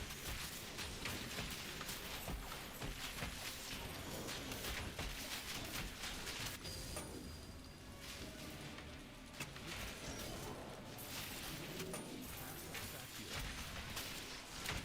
Can't cast that. Can't do that. So this, as I said, is not a terrible choice, but it's not an amazing choice either. It's a so-so kind of choice. Whereas with Electrode, it also may not be amazing, but it's definitely a good choice. It's definitely better than mediocre when we go Electrode and minions. That spell can't be cast.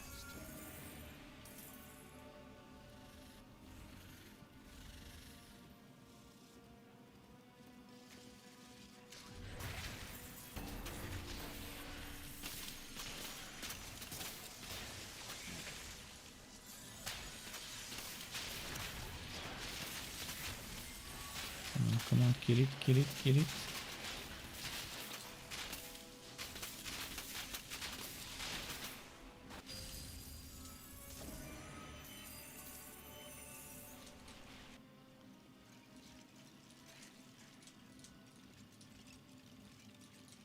Let's check this boss fight. Starting with this, and this. And now we spam. Oh, oh. So much damage on me. Okay, now we spam.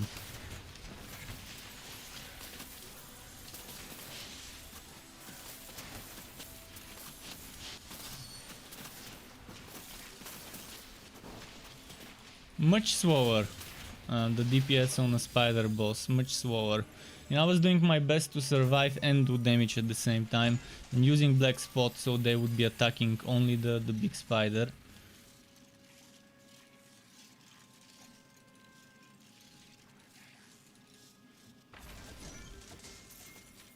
Okay. I'm gonna do a few more maps so you can just have more to compare. More to compare between this and the other.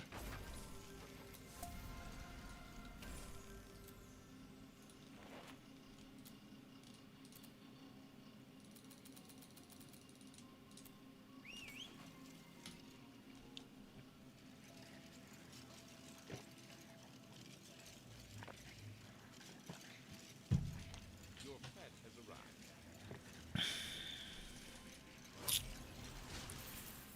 Okay.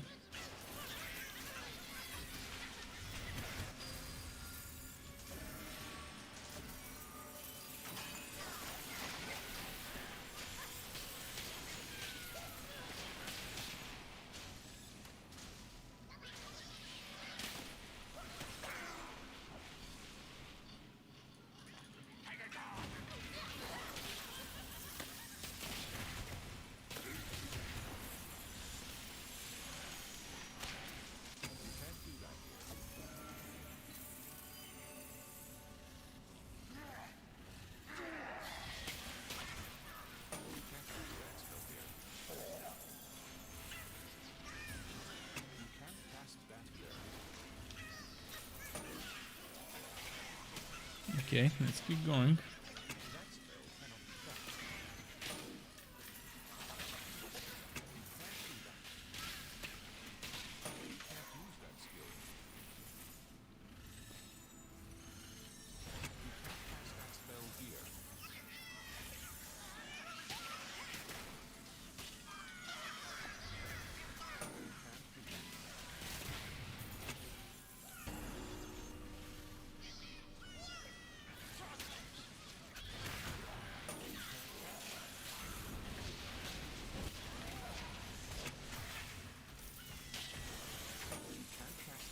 But yeah, that's the build coming tomorrow.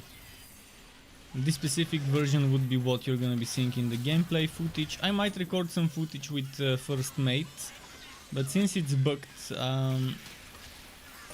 it's probably better if I don't. I will still show cases of how to do the skill points if you want First Mate in the setup. If you want all 3 pet skills, or you want 2, one of them being First Mate and the other either Call the Crew or Fire.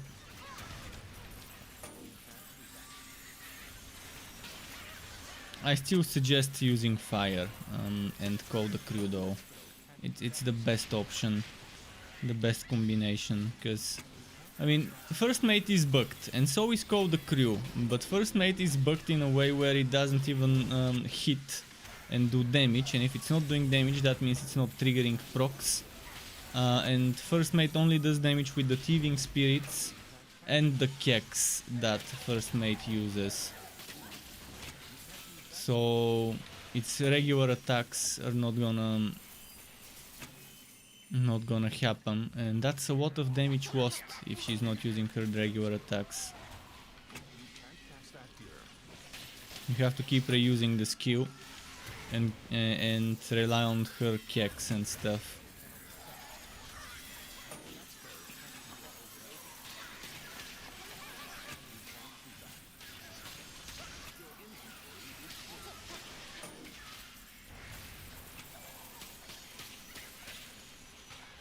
Can get this, wow.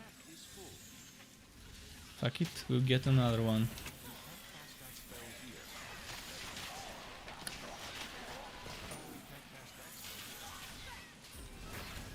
Echoes of Life, have you guys used this stuff? It's a very fun stuff. It gives you a skill. It gives you a skill that works like this one, like Arachnid Assault and the equivalent. I'm gonna show you.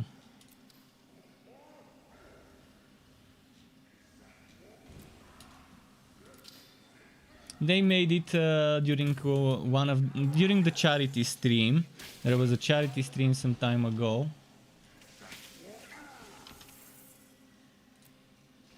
And during that extra wife charity stream they made that skill. So it's like a relic ultimate. It replaces your relic ultimate skill.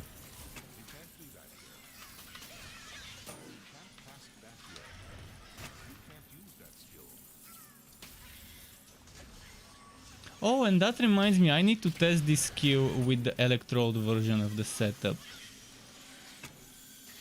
Because the Electrode version of the setup has a full set bonus for the boots, meaning it should be resetting the cooldown of Echoes of Life the same way it would do with 1000-volt burst. Shohei says he just killed a mosquito. Oh, are there a lot of mosquitoes there? In my country during the summer, if you're in a place where there's water, like a lake or a river or the seaside, it's always full of them. Yeah, that's the most annoying shit that exists in the history of insects and animals and whatever. The worst pest ever. And there's no as far as I know, there is no good thing from mosquitoes. I mean, a lot of the animals have their own function that helps with the ecosystem and keep things the way they are. I'm not sure what mosquitoes are good for, other than spreading disease and just being annoying little shits.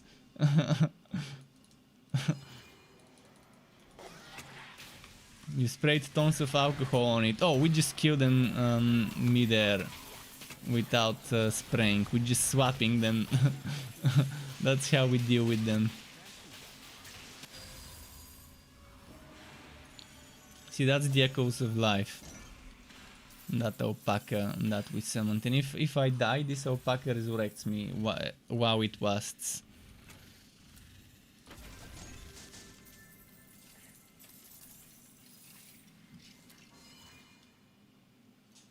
It's a fun little alpaca. I'm gonna try and show you the alpaca here.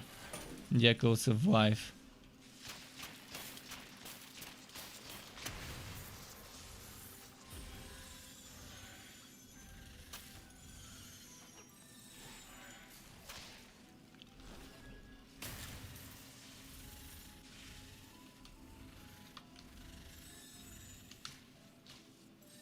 Okay, let's do it.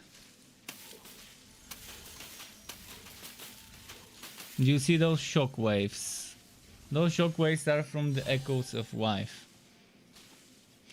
It lasts for 20 seconds, and within those 20 seconds, if I die, it resurrects me.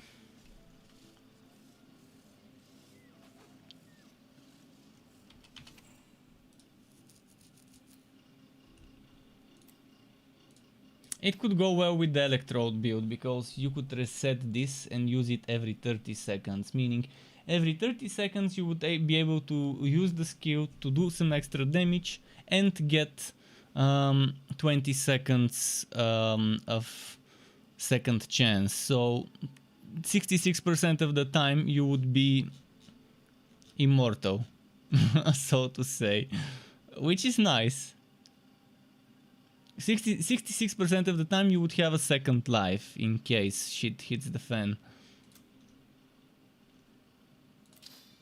If you use it on a build with 3 pieces of the Ancient Ember set. Let's do a few more maps and then go back to Electrode so you can again see the difference between playing this and that. I'm not gonna have a long stream today. It was just I was planning on just making a short stream so I can show people interested in minions what their top choices are.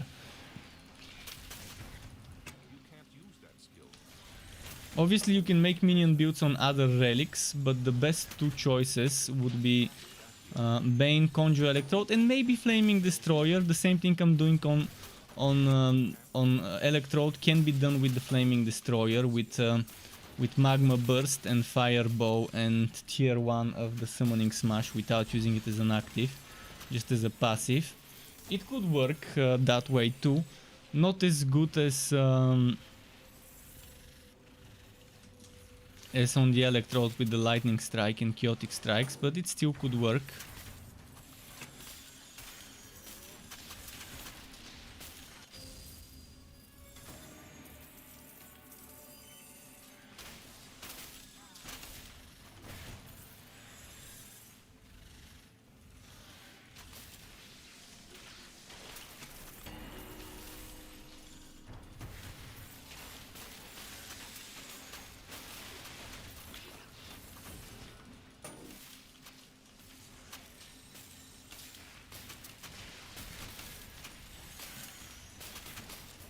Okay.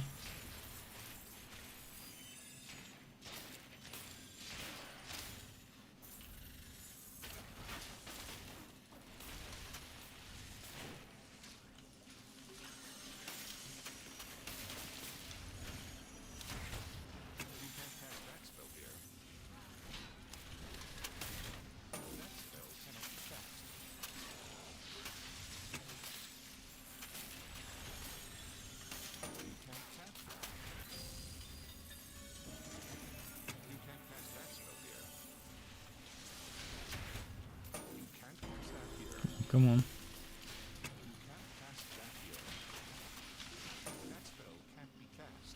I should probably add to my Drain build, to my Blood Drinker Drain Cursed Captain build, that Echoes of Life is a very good alternative choice in the Legendarium for that third slot. If someone wants to replace one of the skills used with that one of the fewer skills for that one, although there aren't that many fewer skills But if someone wants to remove Dance of Death, that's a good choice. Because obviously you won't be using Dance of Death and Echoes of Wife. But Echoes of Wife might seem to be better for the damage. As a burst. But it just breaks the whole visual aspect of having Dance of Death spinning around you. While you have the Blades for Cutting spinning around you and the Maelstrom spinning around you. But it's a choice that can be made. If one feels the need to have that little burst of damage from Echoes of Wife, which is not much anyways in the first place. It's how many percent...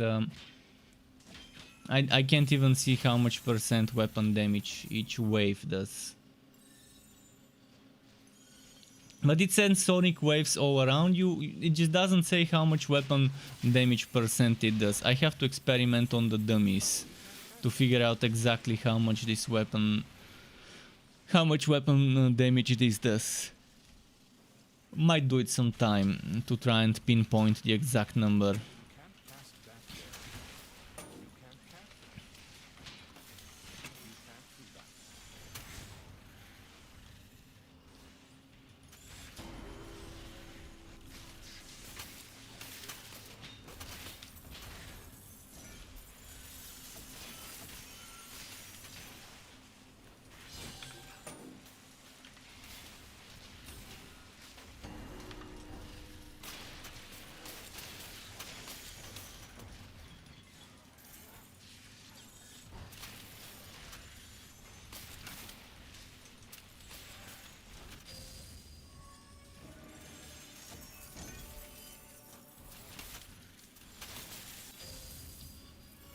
Okay, nice.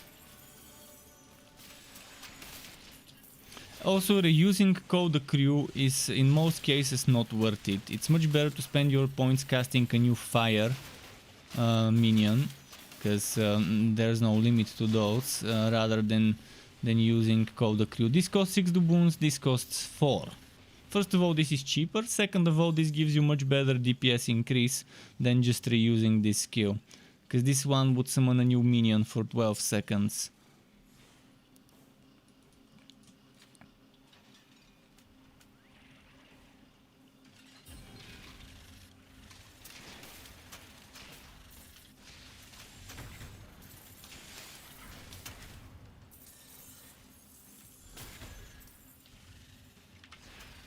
See, kind of not worth reusing it. Just you reused it now.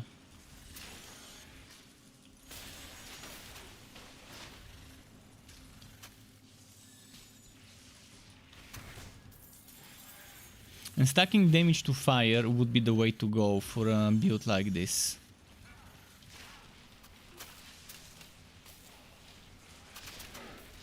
Levels, extra levels to fire, extra damage to fire would be what you wanna max out.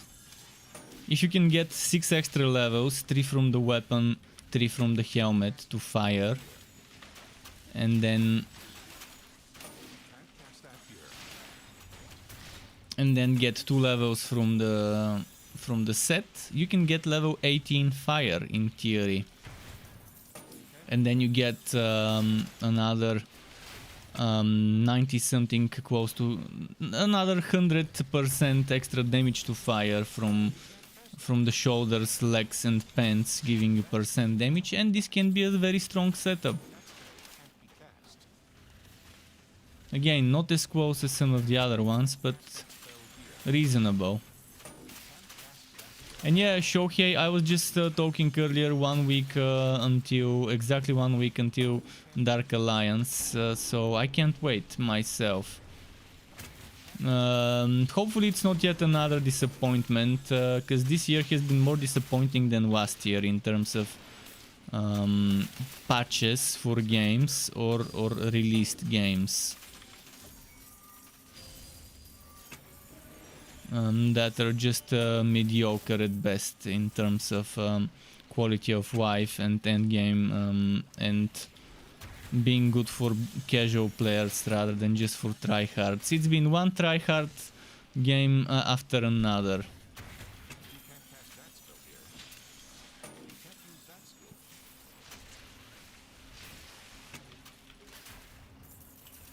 If it's not gonna be a try-hard game, then it will be a zombie game where it's too grindy to be worth investing your time into it. So we'll see. Hopefully Dark Alliance is neither too grindy in terms of leveling up outs and farming for items for new builds, and respecking, another thing that shouldn't require too much time. Ideally 0 time would be needed to respec. You would be able to freely move points around where you want them. Also, I'm open to systems like in this game where respectacles you can buy as long as you farm some gold. Although this game kind of doesn't do it as well as I hoped. I hoped the spectacles would cost 500 per spectacle, not 2500. But that's just my opinion, I guess. Some people prefer the bigger price, and that's why we got the bigger price.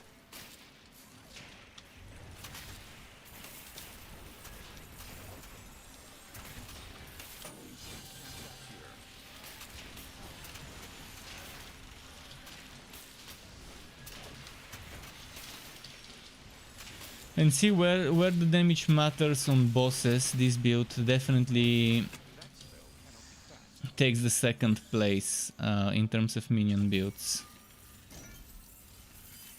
It just whacks the burst and constant damage potential an Electrode build can give. It has burst damage from Powder Keg, but the constant DPS that comes from Miasma making this and this stronger, and then having some extra support from fire, is just not comparable. Alright, one more map on this and then I'm switching again to Electrode. To anyone who didn't see me play Electrode yet, to anyone who joined the stream later, let's do a Fazir map so I can show.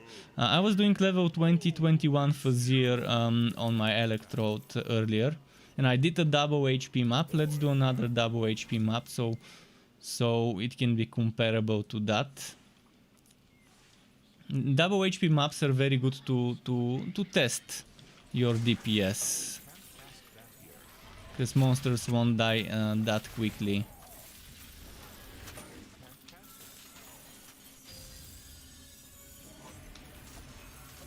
Keep in mind my weapon is very bad in terms of damage, 6200.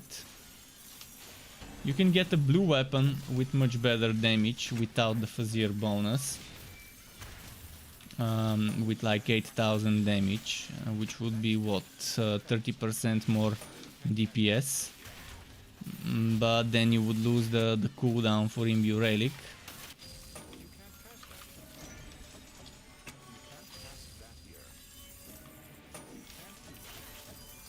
But also you might end up getting lucky and get a very good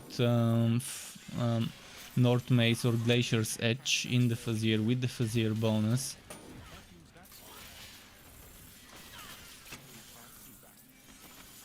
That's why when I test my builds, I test them with gear that barely has any Fazir bonuses on it. No more than like level 20-30 Fazir gear. And I test it outside of the Fazir on Mapworks. Ideally my gear would have 0% extra damage, so it can be right up its alley in terms of benchmarking in the Mapworks.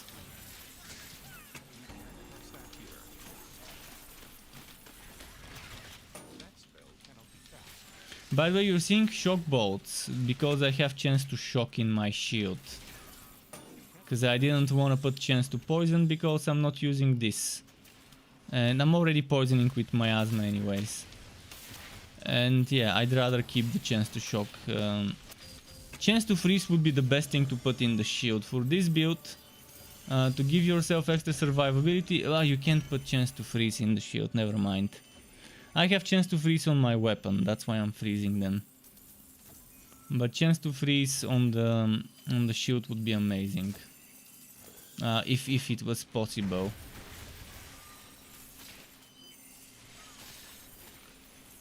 Unfortunately, it's not possible, so You might as well just put more defense to take advantage of miasma. Boosting your defense by 25%. Or was it 50? 50, not 25, 50%. It's not real 50, by the way, it just boosts... there's diminishing returns, and it's not really gonna give me 50% of my defense due to the diminishing returns. So if I have 60,000, it's not gonna bump it to 90,000.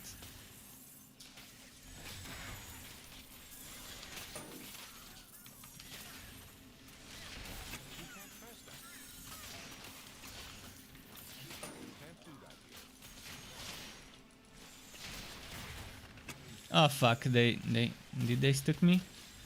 Ah fuck, I'm stuck. No. There is no one stuck. Ah no. Okay, it's time to switch heroes. They knocked me in. Oh, never mind. I managed to escape. I was inside the stupid object, the stupid hut.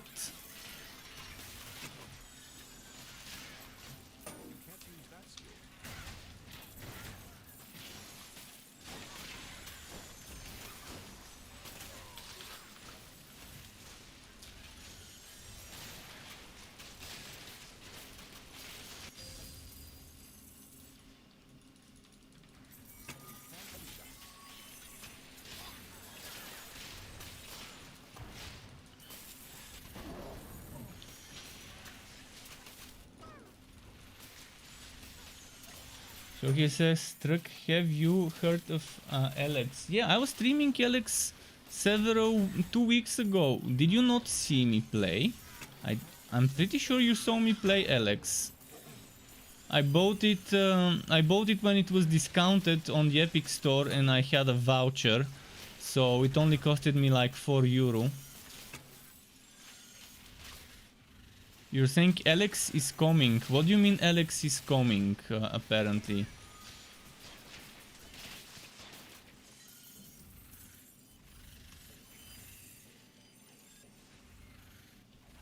Coming where? Coming to PS5?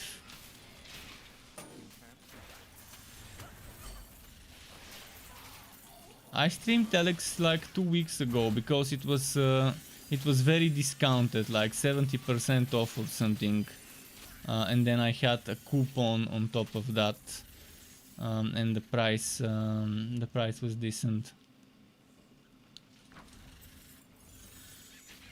Oh, Alex 2. Oh, okay. Alex 2. So I was talking that it would be nice to make another game in the same universe, just with more quality of life and better controls, better combat. The combat was the worst thing about Alex. Also the traveling, we need better traveling, fast traveling, etc. options in an open world like that. I'm not saying there wasn't fast traveling, but sometimes it took forever to reach something, and I was trying to take a shortcut, but then I ended up reaching a zone that instantly kills me. And that pissed me off, and I rage quit. I was trying to take a shortcut without having to walk throughout half of the map to reach a certain place that's right next to the other. So let's say I was here and I wanted to go here. I had to go over there instead of just going through a bunch of mountains. And I did climb the mountains, and then I ended up in a zone that insta kills me. Which, fuck logic. It's a game like Kingdoms of Amalur, but not really. Have you played Gothic? If you've never played Gothic, it's from the people who made the Gothic series, which is a great series of Witcher-style RPGs. So, Kingdoms of Amalur, Witcher, Two Worlds. Even Biomutant is kind of similar to Alex, just to give you an idea. So if you love the Re-Reckoning, you probably would love Alex. Although again, the combat is a little bit wonky. But it's again that big open world, and you have a lot of stuff to explore, to complete. A lot of side missions, main missions. That spell anti-fast. Can't cast that here. There's a reasonable amount of diversity of builds, although I would love to see more.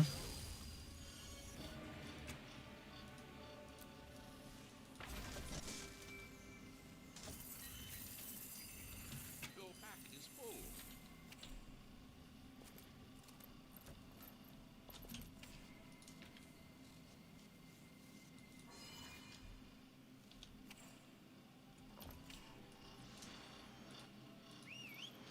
Alright, let's go Electrode. Just waiting for the pet to return. I'm gonna do a few maps on Electrode and then stop. Your pet has returned. And then maybe leave it for today. If I manage to wake up early to... Oh fuck, I forgot to put the items. Okay, back to Bane. We need to put the items in the right place.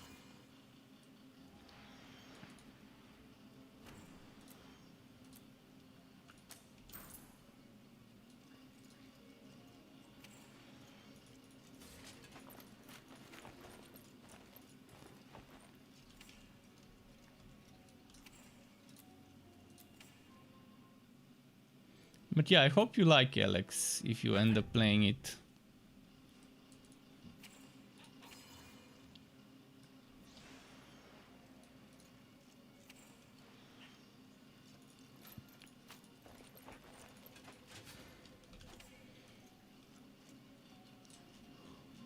Herp-derp.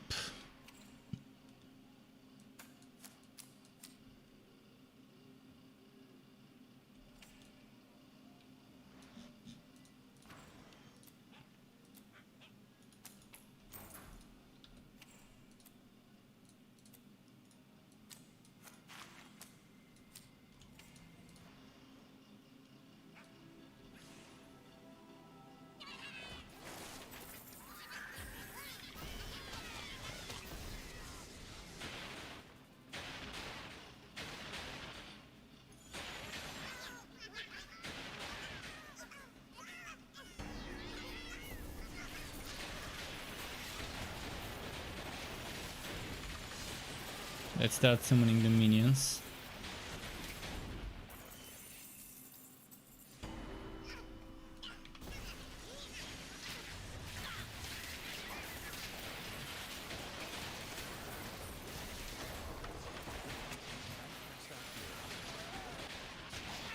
Let's leave the minions do some damage now. I'm not gonna interfere. Maybe just a black spot.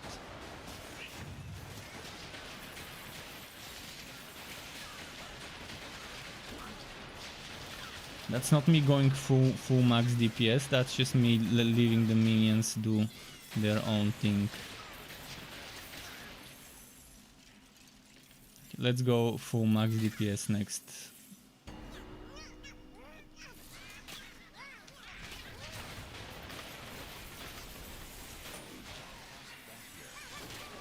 Wish they were in the same place. I had to split my damage.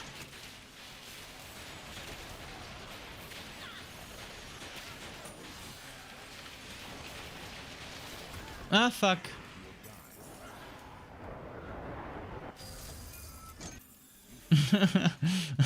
Oh, there's an enemy here. I teleported in the wrong place.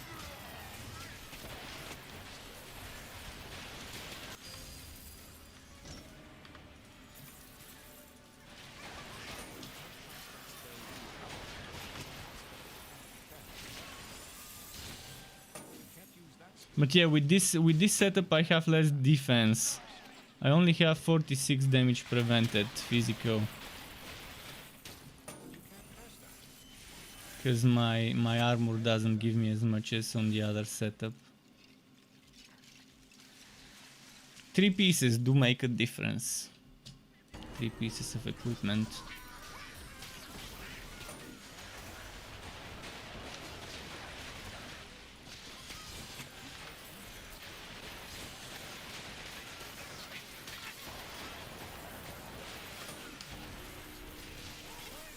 But with the casting speed, I can do 3 keks super quickly.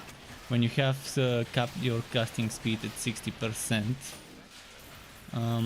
you just pretty much spam those pew pew pew and they explode immediately. Otherwise, there's some delay, you can see.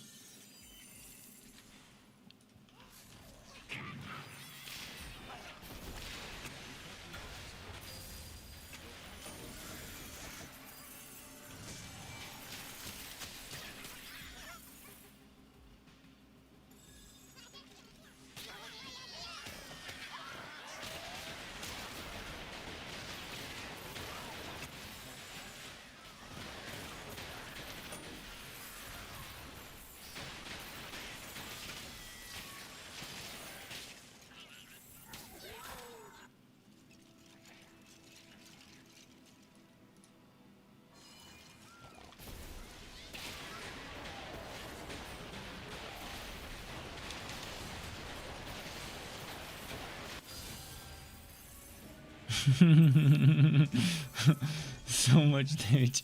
I didn't even use all the wounds here to make more fire. I could have done this and done a bunch more fires.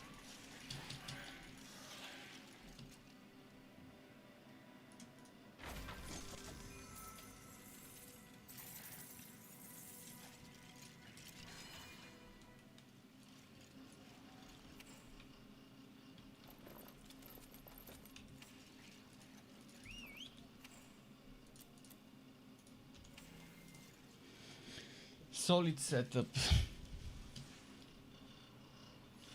Your cat has arrived.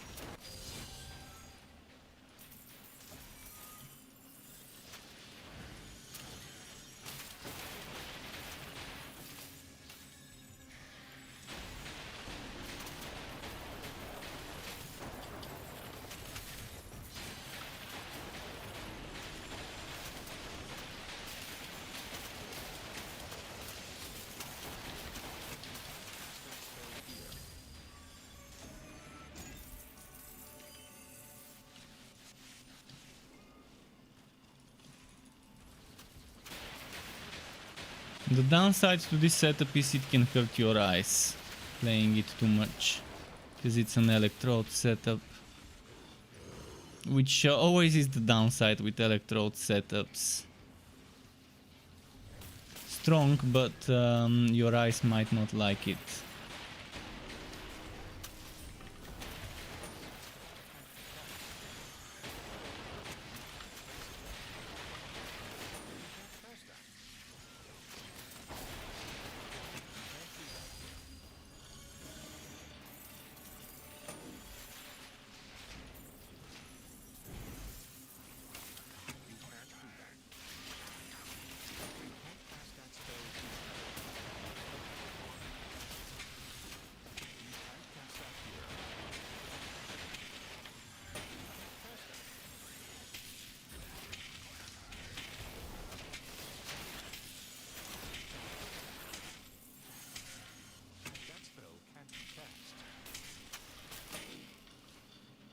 Come on, come on. Cannot be cast.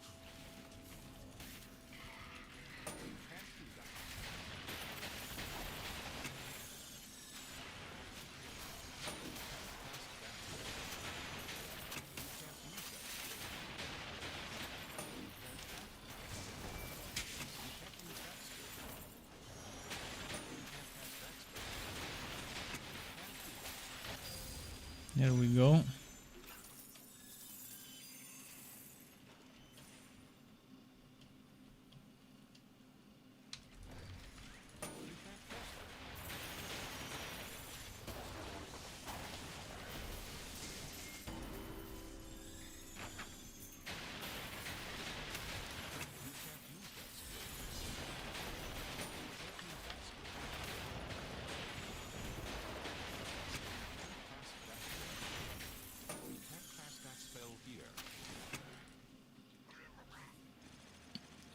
on this way.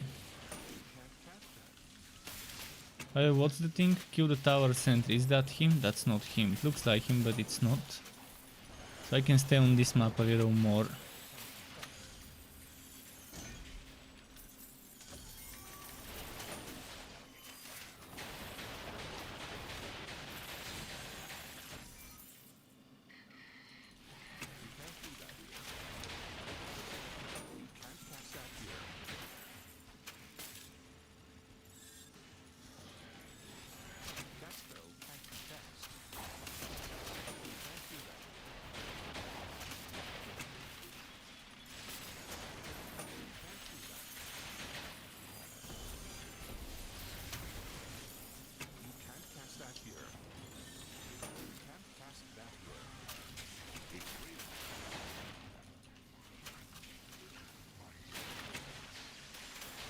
Come on, die.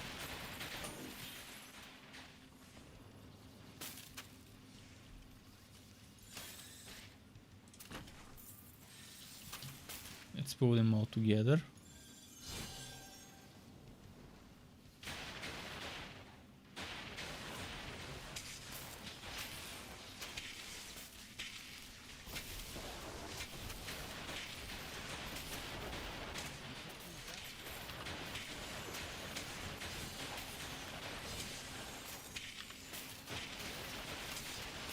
I'm not using the Kex in this fight, but in the next one I will.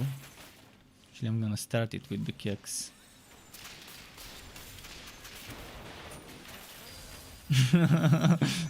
And end it with the Kex, I guess. We didn't get to the part where the minions are needed. But now in this part we need the minions, because the Kex, I can do 3 Kex in a row now.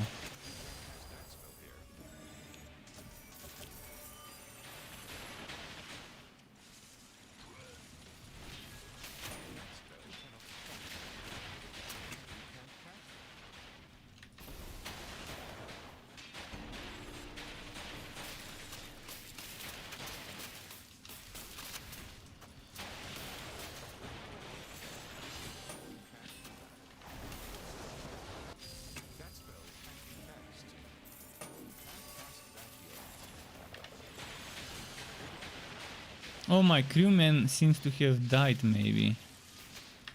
Did they? Oh, never mind, they didn't. Okay, nice.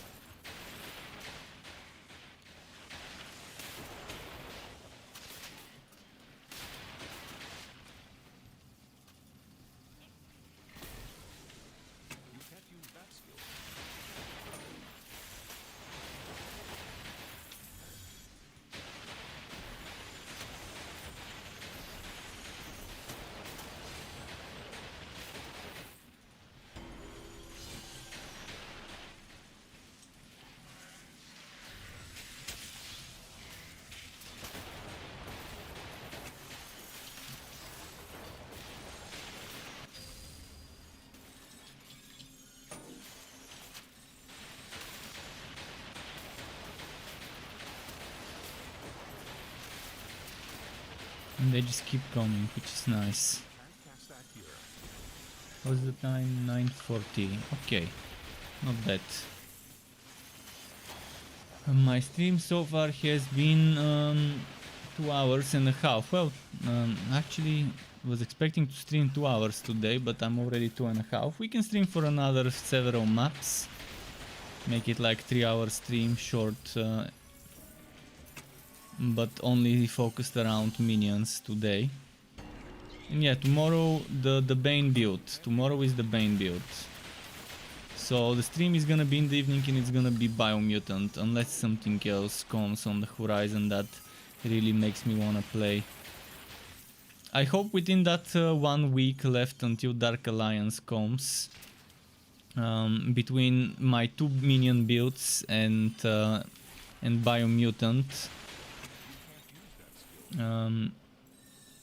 I would be able to get ready with finishing Biomutant, wrapping up with, let's not say 100% clear of the quests, side and main. Maybe 90% of the quests cleared should be enough. I should be able to clear everything though, with my own pacing.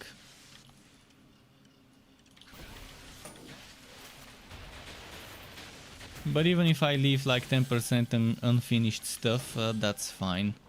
The boring quests, the one that just make you run back and forth without rewarding any good wood.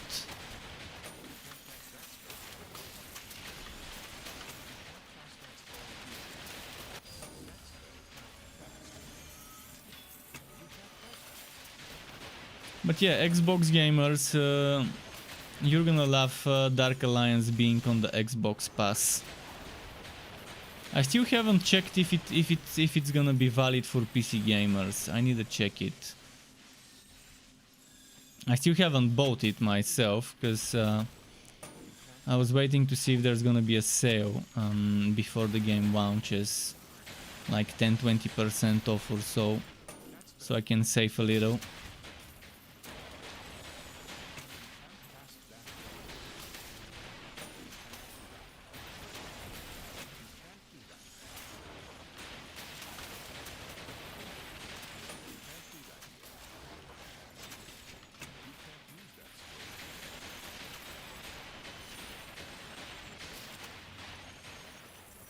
My only fear is that the game would be designed in such a way where soloing would be impossible. Or if possible, super unreasonably slow. To the point where it's not even worth your time. That's my only fear for the end game of Dark Alliance, where it's probably not gonna be designed in such a way where you can solo on every character on any build. You would either need the meta character or the meta build on whatever character you're playing to be able to do the content. So, we'll see. Because games like those are good at the beginning, because there's people playing them. Games like those, by games like those I mean games where they're designed with co-op in mind, not with solo players in mind. And they're good in the beginning, but as the population keeps bleeding out to a point where it's almost impossible to find people to play with, then it becomes pretty much a worthless game. Until they make a big DLC and some people return to it, if they remember the game existed in the first place.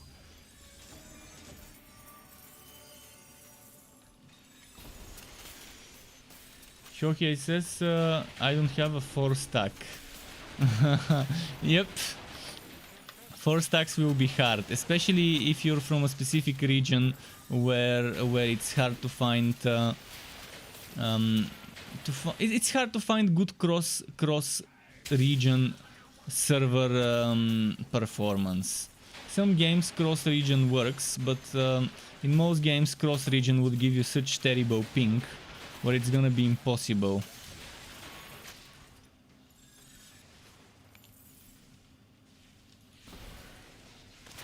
You don't fuck with randoms. that is a good rule in Wife in general, to not fuck with randoms unless you have protection. You always gotta have when it's with randoms. But yeah, and that's how it is. General, good rule.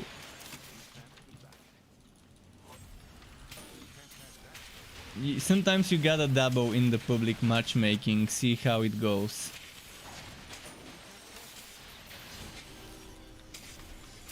Let's see.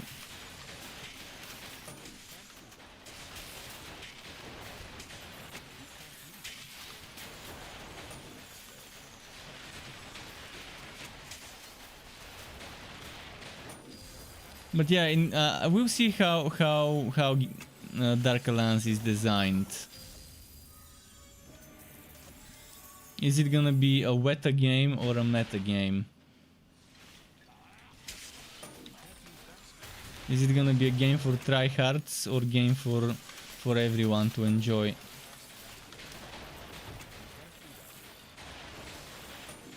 We might be a little bit overhyping the game and it might end up yet another straight to the uninstall folder game, but we'll see.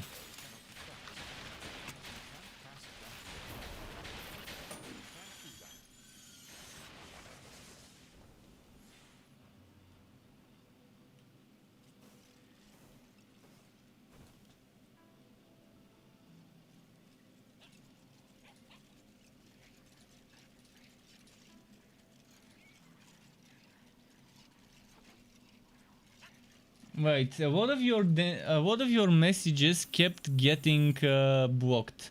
Man, I gotta make you a mod. How do I make you a mod? Without a command. I think I'm gonna need a command.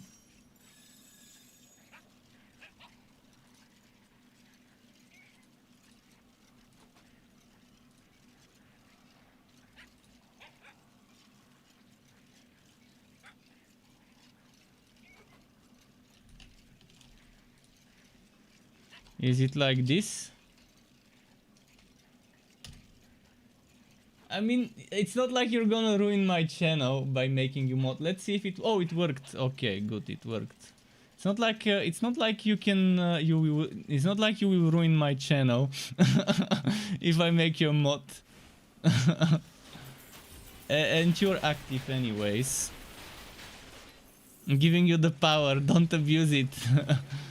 Don't abuse the power. Now he's banning every single person in the chat. Let's see. You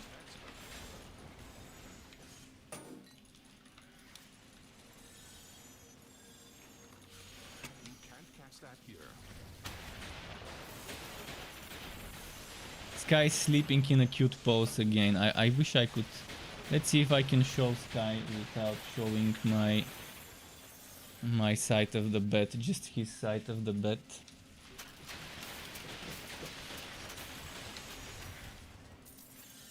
He's in a very cute pose again. Let's see.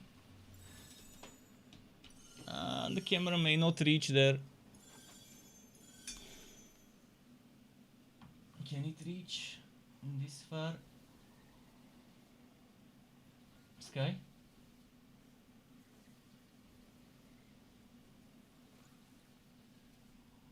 It's hard to see it unless I go like that. But he changed. He changed. In those few seconds I mentioned it, he changed his pose. He was sleeping sideways like that. Like that. And now he changed his pose to a different one.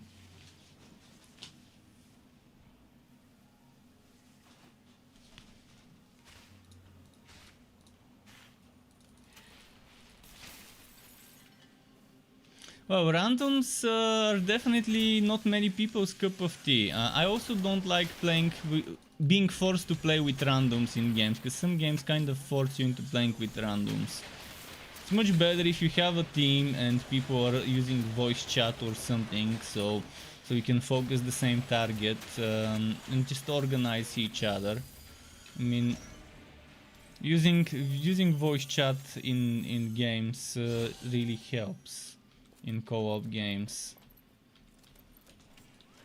to just get the whole run becomes smoother. I can't find this stupid tower sentry, so I'm gonna just do a new map.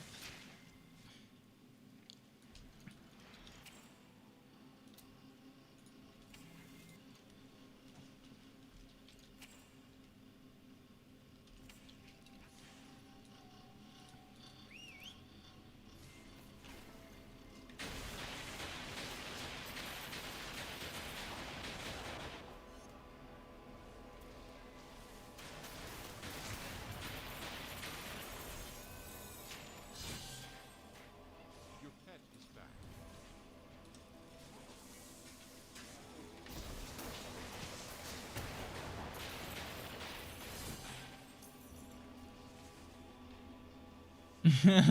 Well, I like doing whatever I wanna do, but most of the times what I wanna do is not that terrible. But yeah. I normally like doing whatever I wanna do as well. But in games, doing whatever you wanna do should not be a problem. If you're decently geared up and decently leveled. Unless you're under geared and under leveled in games, doing whatever you wanna do as a random should be fine. If a game is designed in such a way where that's a no-no, then there's a problem with the content. And then it's a tryhard game when it asks everyone to be a tryhard.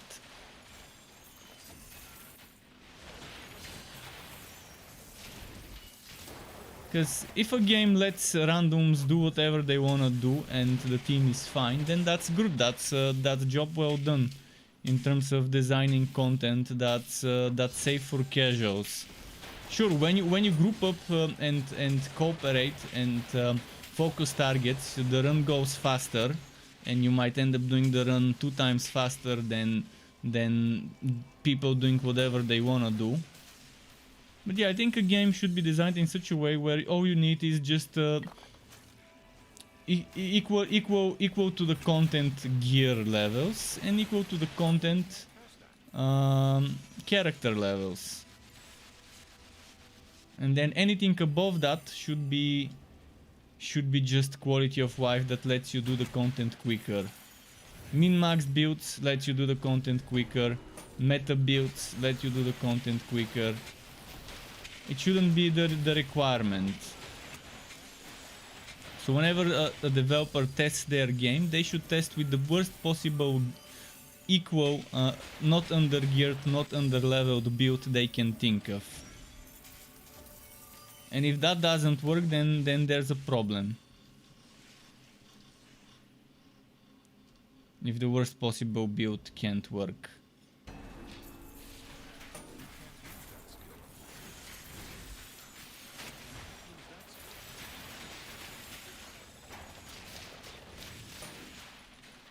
And when you play with others, the content should just become a little bit more difficult to account for the other people joining the party, but it should also get more rewarding, and that's pushing people to play together. So the game should be designed in such a way where a person should be able to solve everything, every single piece of content. Any looter game should be designed in such a way. And then one more person makes it harder, makes it more rewarding for everyone. Pushes people into playing together because of the extra rewards, and provides a challenge, so it's not you breezing through the content just because you're in a team and the content is not balanced to scale. So scalability is definitely an important thing in co-op games.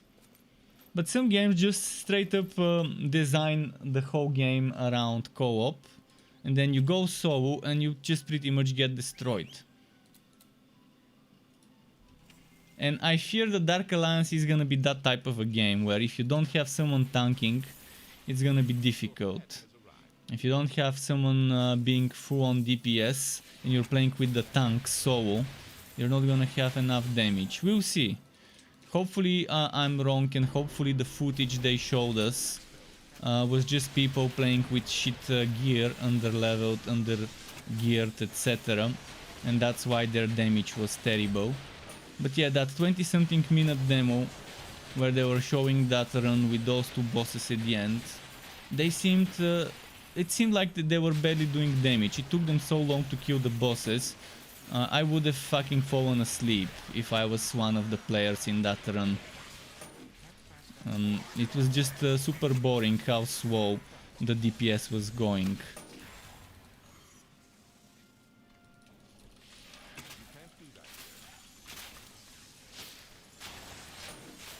If there's no soloable content, you wouldn't need to buy it, because I will tell you. I'm gonna be your guinea pig. I'm also gonna be done if there's no soloable content, because I can't be bothered to try and find randoms to play with on Discord, on the official Discord or whatever. It's just time I don't have to try and find people. Thankfully, me being a streamer, I end up finding people in my stream. I end up finding people in my stream who are looking for people to team up with. And that has helped me in many games to find teammates. But that doesn't mean that games should be designed in such a way where that's a necessity.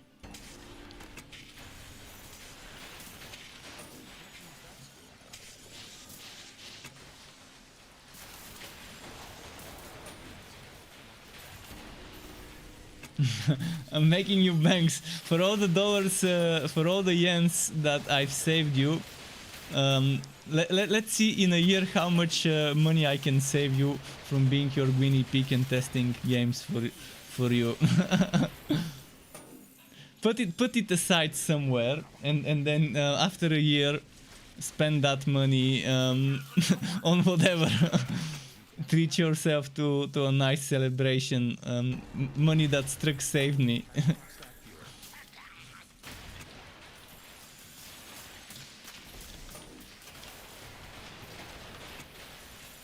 Yeah, that's how it is with some games. It just something's missing or something's not right.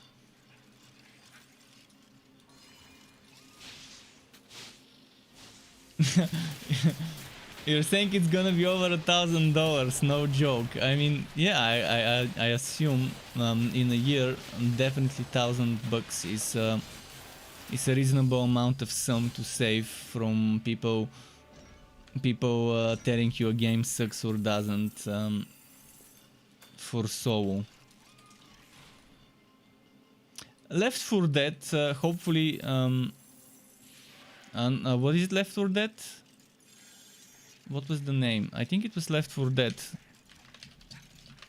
That new one. Or was Left 4 Dead the old one? Oh no, Left 4 Dead is the old one. What was the new one? Fuck, I keep forgetting the name.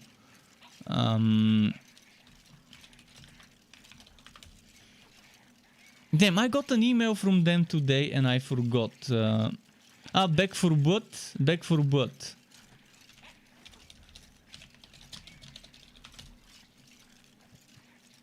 Yeah, Back for Blood would be very fun.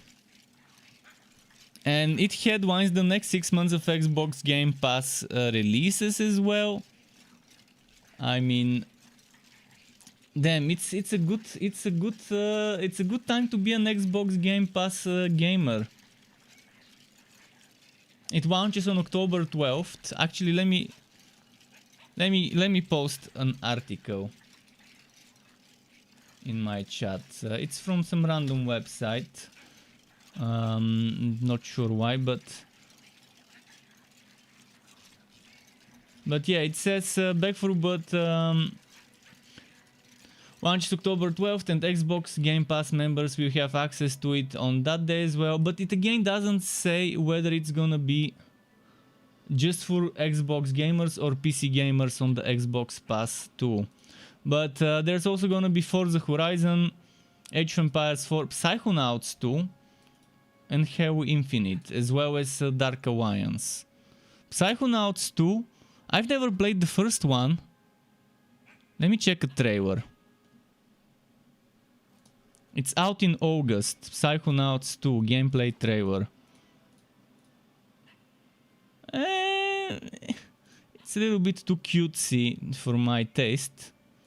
Yeah, I'm definitely not gonna play that game, but you never know. If I decide to get the Xbox Game Pass, I might end up playing it. If it works for PC. Let me just look it up. Xbox Game Pass PC.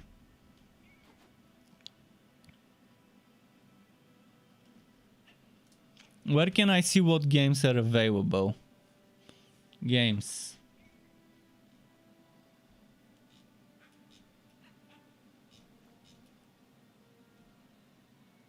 The Ascent, Psychonauts, Age of Empires. Okay, so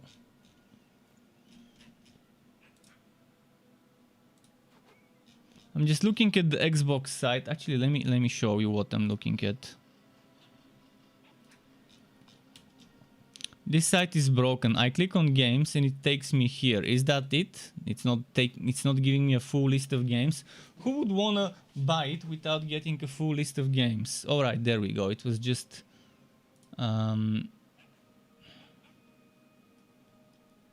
you have to say all games. There we go. All games.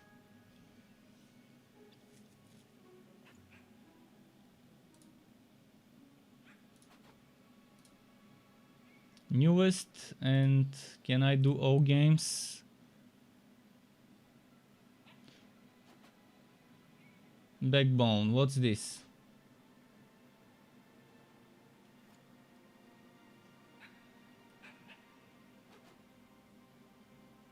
Where are the fucking screenshots and videos? Who the hell makes those? I'm assuming maybe there are screenshots and it's just not loading. Ah, fuck.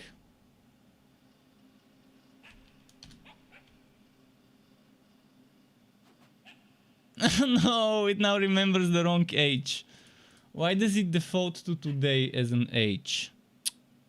And why is it in Indian currency instead of US? What the hell? Indian, really?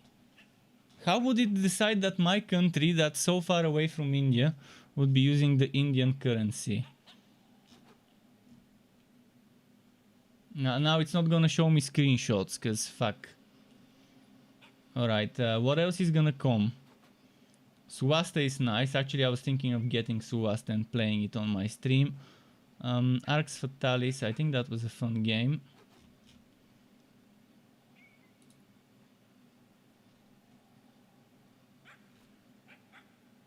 This one's pretty nice, by the way.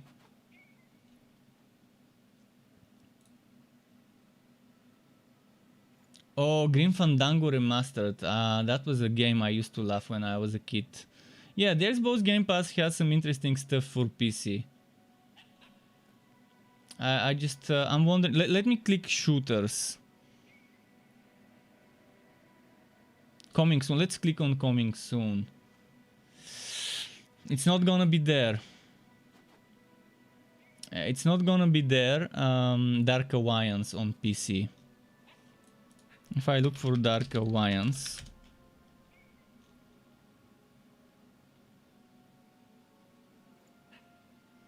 And then back for Blood. Yeah, it's not gonna be here. So the two games that could have made me get Xbox Game Pass for PC are not there. So in my opinion, from my point of view, it's not gonna be worth it getting that. Although there are a lot of games there. There's like, what, 200 games. So PC gamers can have a nice time of playing a ton of games without buying them. It's a great thing that they're doing things like that. And did you say something about PlayStation Plus giving people terrible games as options? If PlayStation Plus doesn't add a lot of new titles, they need to step up their game. Because subscriptions are a great way for people to test games without fully buying them. And getting a big bang for their buck.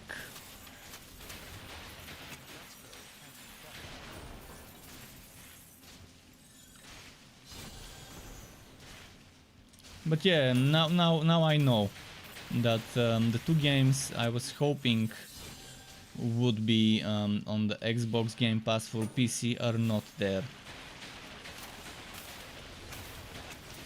So I'm gonna have to buy them. I'm gonna have to buy Dark Alliance a week from now.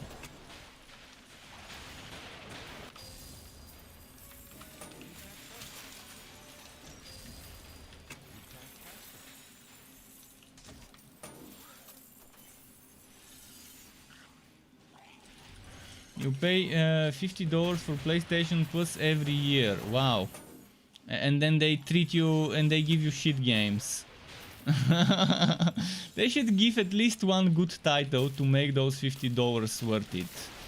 One good AAA title that's a good one, not one of those bullshit ones that are just overpriced, overhyped games that you play for a month and then just stop.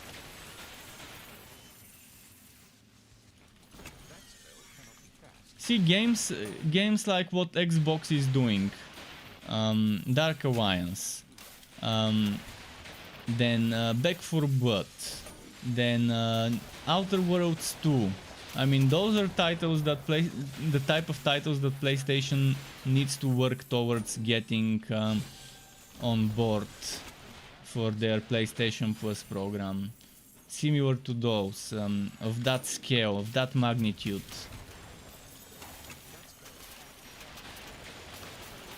If they want to compete with the Xbox Game Pass.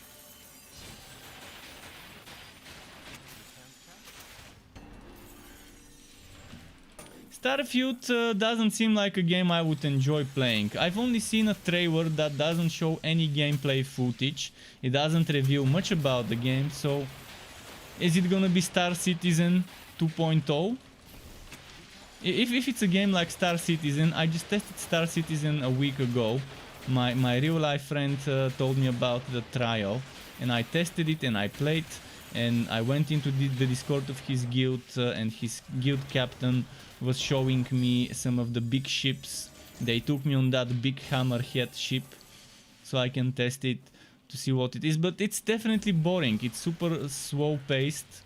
The performance of Star Citizen is terrible. When even people with 3080 Nvidias are having FPS problems, and people with super good CPUs are having FPS problems when they're in an outpost in a town, when there's a ton of people. I mean, it's gonna suck if you have $3,000, $4,000, $5,000 PC. If you're like one of those people and then you play Star Citizen and then you say, hey, the FPS is close to 60 FPS, it's fine. No, it's not fine if your PC is that expensive and you barely get 60 FPS outside of the city. It's definitely not fine. But the game itself, it's not for me. It's not my kind of game. I'm not saying it's a bad game, I'm saying it's just... it's a different kind of game than the ones I like playing. It's slow paced, it takes a while to get stuff done.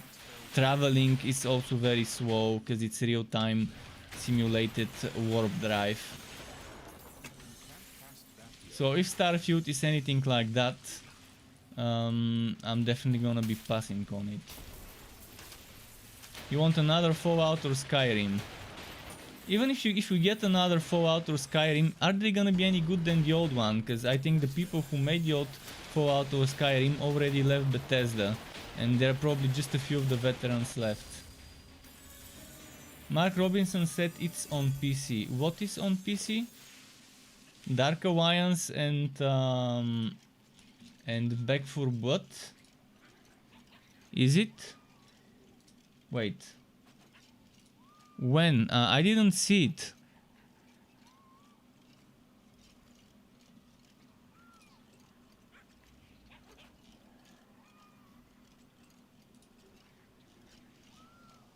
Let me check again.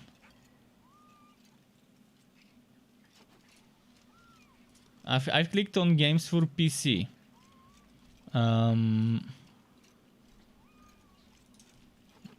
Back 4 Blood. It's not showing up. Dark Alliance. Maybe I need to just write dark. Dungeons and Dragons. This is the coming soon.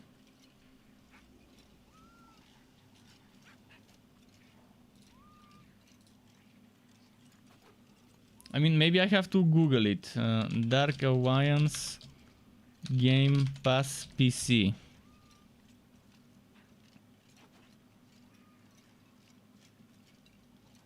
I know it will launch on PC, but is the Xbox Game Pass gonna give me access on the PC or just on Xbox?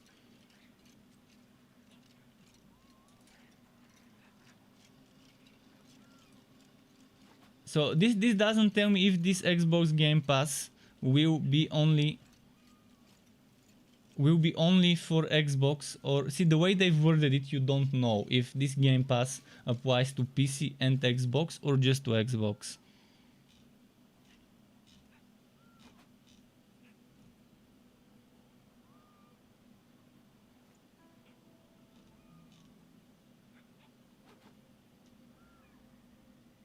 Free post-launch plan.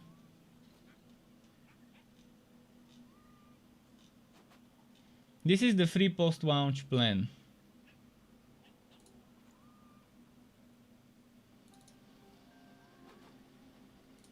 The roadmap. I'm gonna bookmark this. So there's gonna be free DLC number 1, new levels. Free DLC number 2, new levels, new difficulty rankings. Fuck, that's very bad news.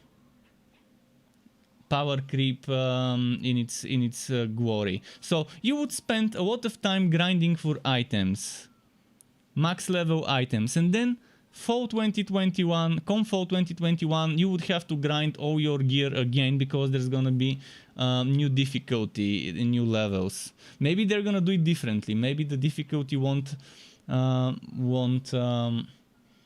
affect your level, and the gear you get from that difficulty won't be changing the old one. I hope they don't do it like Borderlands, and I hope they don't increase the level cap and there is no power creep. But I'm not a fan when they keep adding new difficulties to games with DLCs. Why wasn't this a difficulty on launch? Just not the best way to expand the game by adding new difficulties. And it says difficulty rankings. So what, there's gonna be competitive? I don't like competitive. Then new playable character and new levels and more. Okay, by new levels that means new maps, not new hero levels.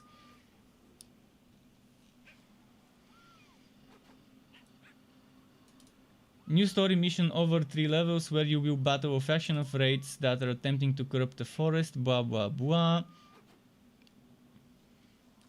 There's also 2-player split screen. They're expecting to add 2-player split screen with the DLC in summer 2021. Trolls, also free for everyone, include a new story mission told over 3 levels again. They've invaded Calvin's cairn up to eradicate them, adding new challenge ratings to the game, giving you higher expert difficulties to overcome. Terrible power creep decision, but okay. Echoes of the Blood War expansion. Large paid expansion. This will add brand new magic using playable character to the game. The perfect addition to the party. Yeah, why was this not included in the game at launch? Why would they omit the most played class, the mages, in games? I'm not sure if that's official statistic, but it's my personal statistic. Mages, from what I've noticed, are the most played classes. Not tanks, not warriors, not rangers, but mages. And there isn't one. What we do have, however, is... where is Dark Alliance? What we do have is the ranger. Are you seeing this? The ranger. We have the dwarf, we have the assassin DPSer and the warrior. Well, we'll see how this goes. But yeah, this doesn't say whether Xbox Game Pass will work on Windows PC or for this game or not, because it wasn't in the list of games. What if I look at Back 4 Blood Game Pass PC?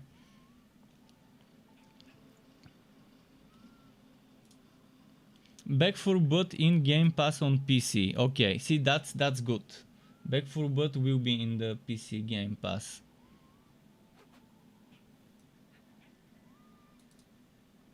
See, this is how it should be worded. This tells me for sure it will be on PC. Whereas the previous article I read, which was on the official Xbox website, didn't tell me about that.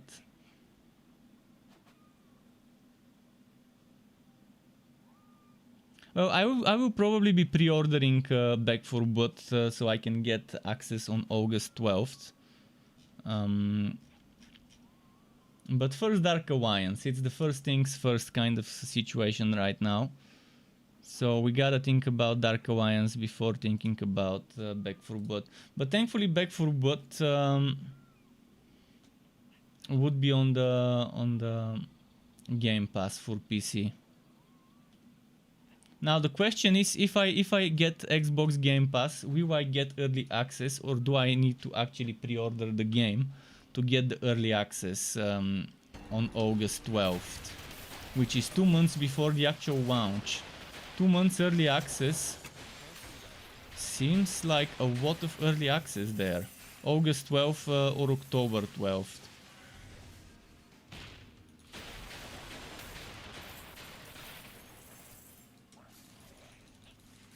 You can't use that skill.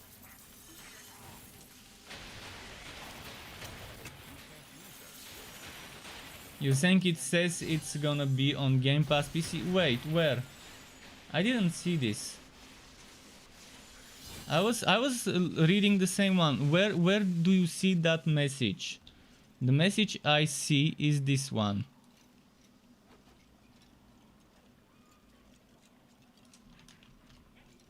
This is the message I see. Will be available Xbox One, Xbox Series X, Windows 10, PC, and phones and tablets, blah blah blah, with Xbox Game Pass on day one. But this with Xbox Game Pass doesn't tell me if it's the PC Game Pass or the Xbox. I opened the link you gave me.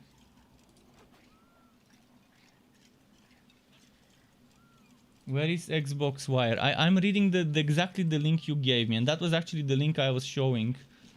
On yeah, that's the link you gave me. That's what I'm reading right now.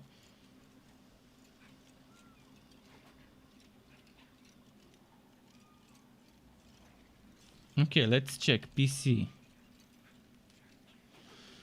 I'm trying to read.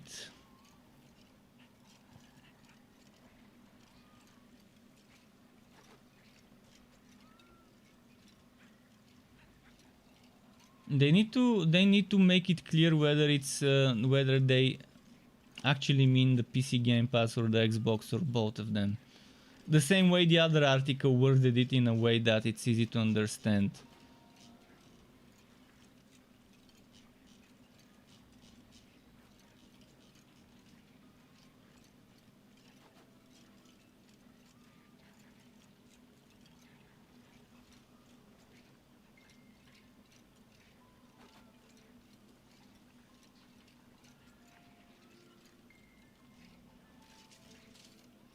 So, Xbox Wire, Dungeons and Dragons Dark Alliance, PC, Cloud and Console. Where is this Xbox Wire? Okay, I'm gonna go to Xbox Wire. Xbox Wire. Let me share my browser again.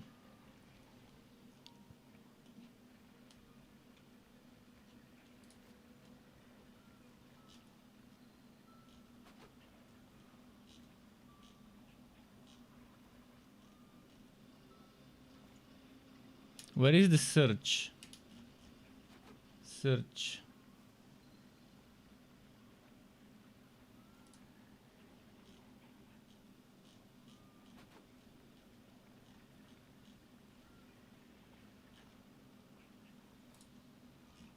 Where is the search? Okay, there we go.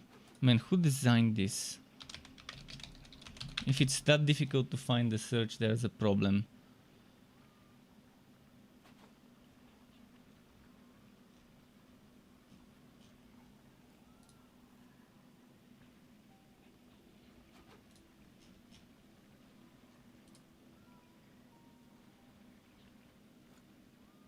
Xbox Game Pass, okay.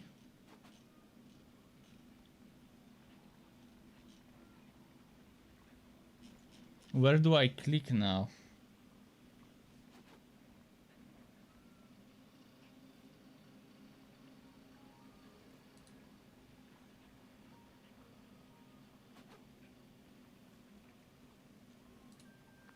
Does this mean PC? I think that means PC. This one here, this icon.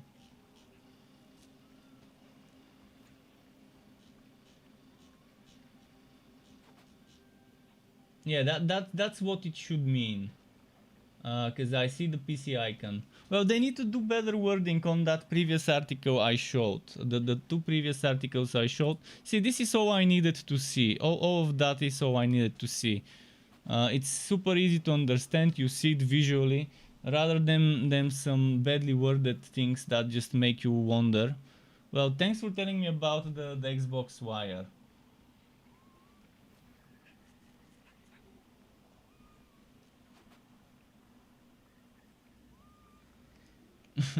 This is all they needed to do. Make those images easier to find.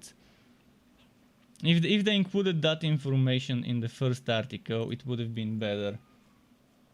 Yeah, let's do a few more maps. Let me quickly close those websites. But yeah, Dark Alliance, Xbox Game Pass. Maybe I'm gonna get it on the Game Pass then. That would save me a lot of money. But that would mean I won't be able to leave a review on Steam, which is fine, I guess. It's better to save me money rather than... if I like it, I can always... If I like it, I can always buy it, if I like it on the Game Pass. Although there's not gonna be cross-platform, and I'm not a fan of the Microsoft Store. But we'll see. I definitely wasn't a fan of the Microsoft Store and interface. But there's gonna be cross-platform between Windows and Xbox. Which means at least it's gonna be easier to find people to play with. But as I mentioned, ideally it would be soloable. Ideally we would be able to solo the content.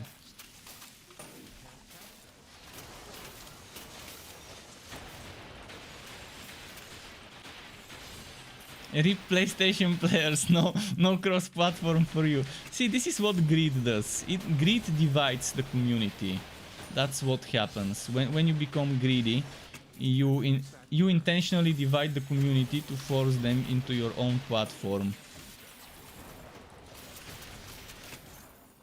But it's not just that. PlayStation is also at fault regarding why it's more difficult to get cross-platform with PlayStation. It's much easier to do Windows and Xbox cross-platform, cross-play, rather than PlayStation and the others. So it's not like Microsoft is the only ones to blame here for this.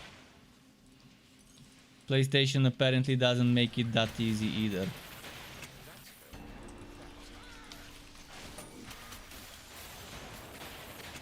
Yeah, they charge developers for crossplay. They don't understand that they can only win from having crossplay. That's a bonus. That's a checkbox that you want on your games. It's bullshit to charge developers for that when it's actually a checkbox. It means, hey, I can crossplay with my friend. I don't have to buy an Xbox to play with my friend. I can play on PlayStation. Whereas some people would say, fuck, now I need to buy a PlayStation to play with my... I need to buy an Xbox to play with my friend. I might as well eventually buy Xbox because I can't play with my friends.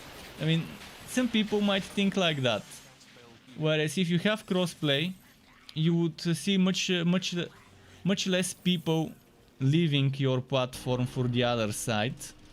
Because they can play with their friends that are playing on the other platform. I mean, I see no logic other than greed behind charging developers for crossplay.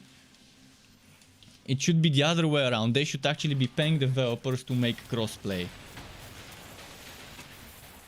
Fuck logic. I mean, I actually didn't know about this until you told me. But yeah, Sony should be paying developers to make games with crossplay, not the other way around.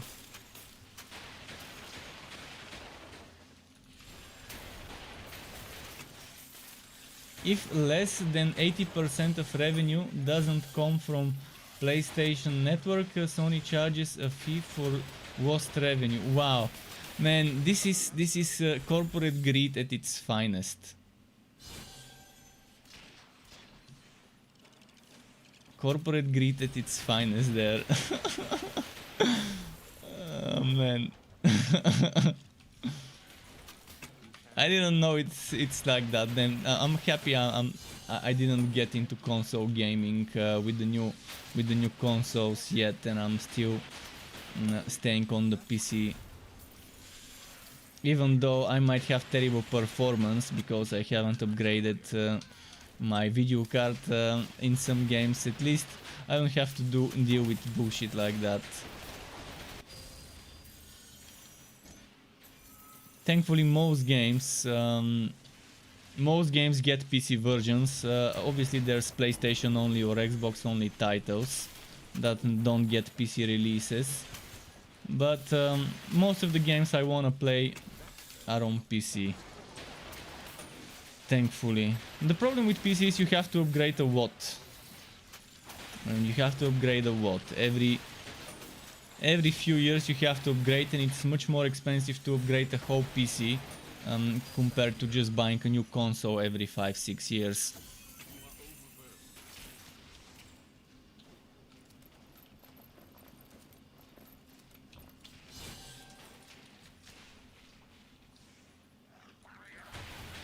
You're too scared to go there. Why? Because of the expenses, right? As I said, the only thing that is bad about PC is some games are exclusive to console, but it's been becoming less and less of a thing nowadays. And it's very expensive, and every few years you have to upgrade.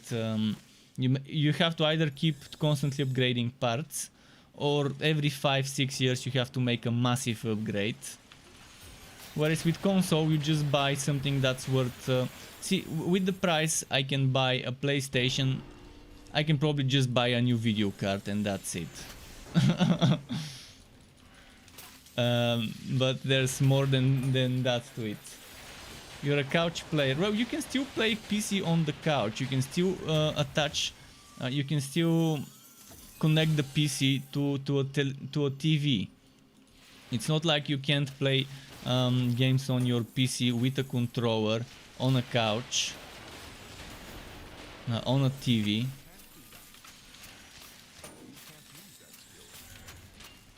It's just that PCs in most cases are a little bit bulkier and noisier than consoles, unless you go for something silent, which is also an option with PC.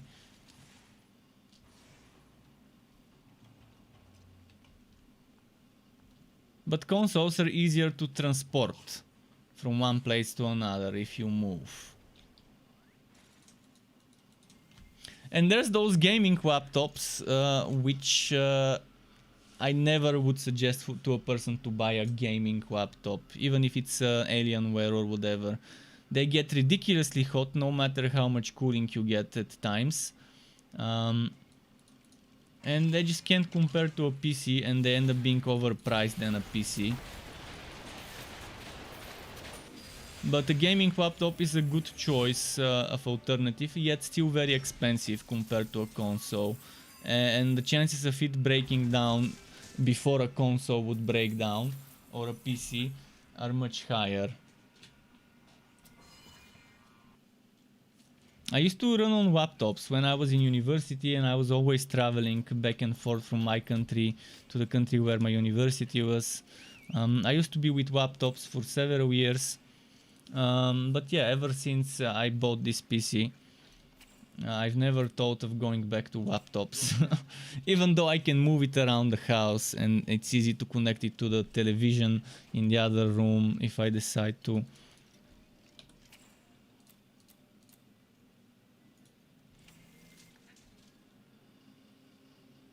You don't know shit about that. Well, is it very expensive in Japan, Shohei, to get someone to build a PC for you? Like, if you buy from a shop all the parts and get them to assemble, do you have to pay an extra price? And if you want to change something that's a little bit more difficult to change, not like a GPU where you just take it out and put the new one, by keeping the old cables, but something that would require some more work on the behinds and stuff, like new cables and stuff. The easiest thing to change, in my opinion, is changing RAM sticks. I mean, RAM sticks is the bare minimum amount of effort worth. You just take one stick, put the new one, walk the socket. It actually auto-walks with most good motherboards. And that's it. GPUs, if you reuse the old cable, if you don't have to change the cable for a new one, if it's the same connector and everything. Again, you just unplug the old one by detaching it from wherever it's attached on the motherboard and on that casing at the backplating or whatever it's called. CPUs, on the other hand, would require someone with a little bit more gentler touch. If you're not gentle with the CPU, if you're like a barbarian, you might end up breaking it. Like, what was it called? Bending a pin or two, or a few.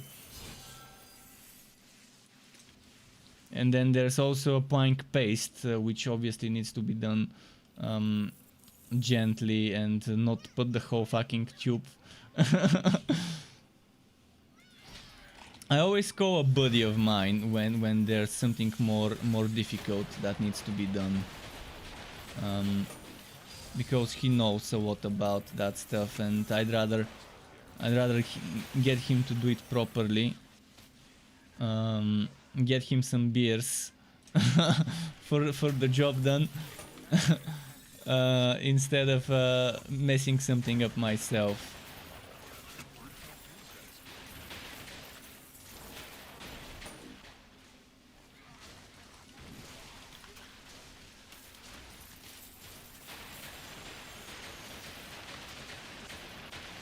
I was playing all this map without Call the Crew, I just realized. Or maybe Call the Crew ended and I didn't resummon them.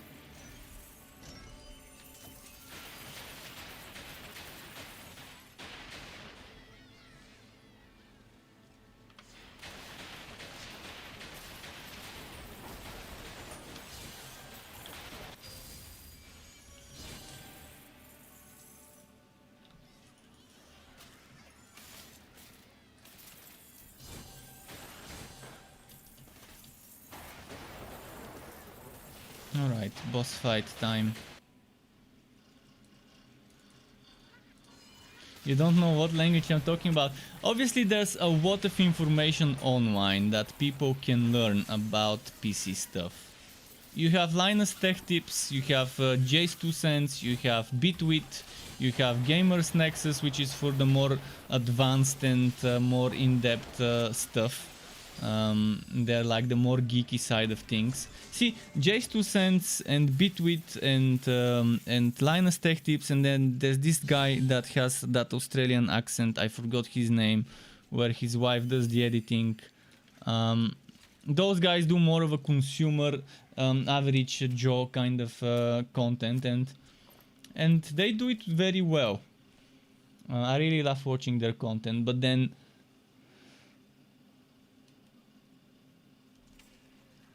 again you have Gamers Nexus for the more into it, and Buildzoid. This guy is like even further when you're talking about overclocking and stuff. He does extreme overclocking and testing. I actually am not into overclocking, but I still enjoy sometimes watching his stuff. But there's a ton of things that you can learn easily on YouTube nowadays. It's not as difficult as it was several years ago, where someone has to show you, teach you. We have YouTube now. We have everyone teaching people about all sorts of things. Let's do another few maps and then end it, because getting tired. I had to wake up earlier today to get to the dentist.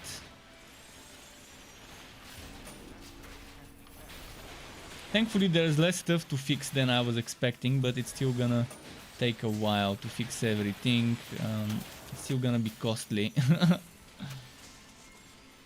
But it's gotta be done. Thankfully I won't need to take too much of my savings for GPU to fix the teeth. Probably no more than 20-30 euro from that needs to be taken, alongside the other money I've got saved up for the teeth.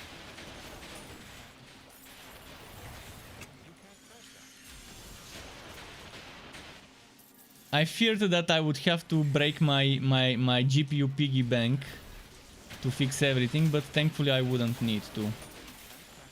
I mean, fixing the important stuff. Obviously there's stuff that I would need several years of saving to fix, but those are things that are not important.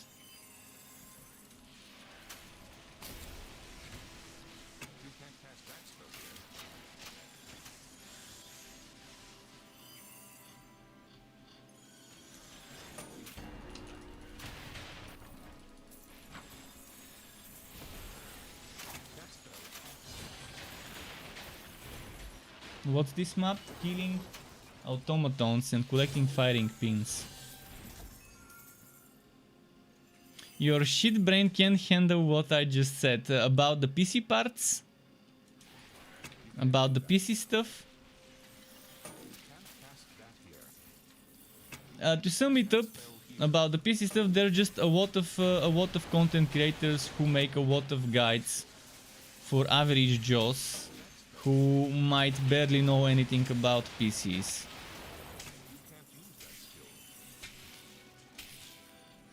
That's just to sum it up in 1-2 short sentences.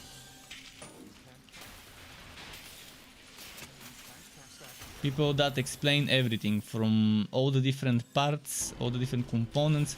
I mean, there's a video of Henry Cavill, the guy who played Superman in the DC expanded universe or whatever it was called, a cinematic universe.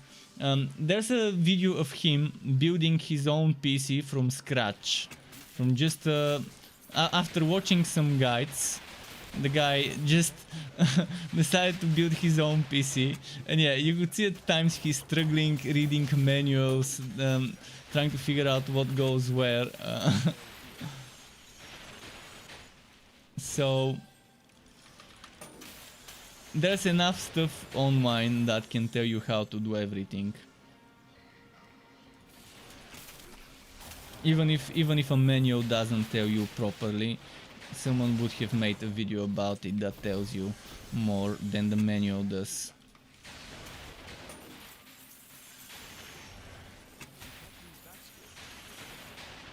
And Henry Cavill is actually famous for being an avid gamer. There's this little bit of news that Henry Cavill was doing a raid playing World of Warcraft when he got the call to play Superman. Not sure if it was a PR move for him to mention that or it was actually true, but he seems like a genuine guy. He doesn't seem like someone who would lie just to win over some World of Warcraft fans to watch his movies and stuff.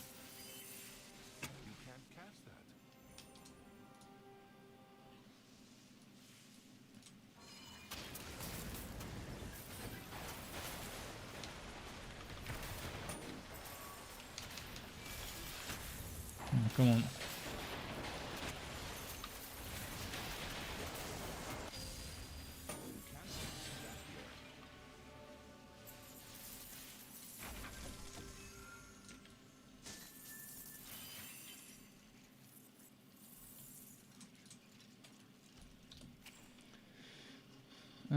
Inferno token, okay, a few more maps.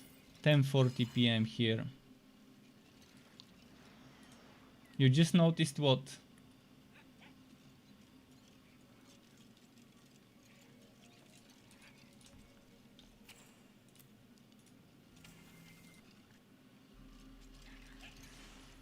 Just noticed what?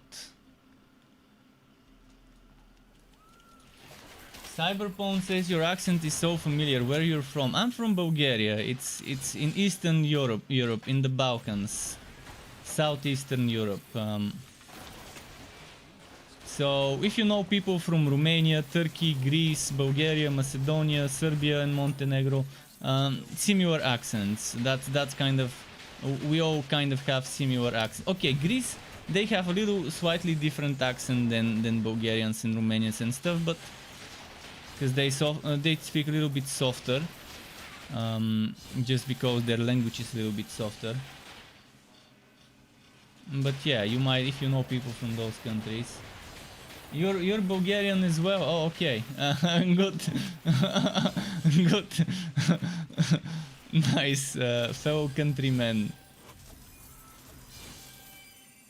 Fellow, there's this meme, there's this community about the Balkans, and they call the Bulgarian Mongol horde, because you know, the clan duo where we originated from is a clan of mixed race, half Mongol, half European kind of things.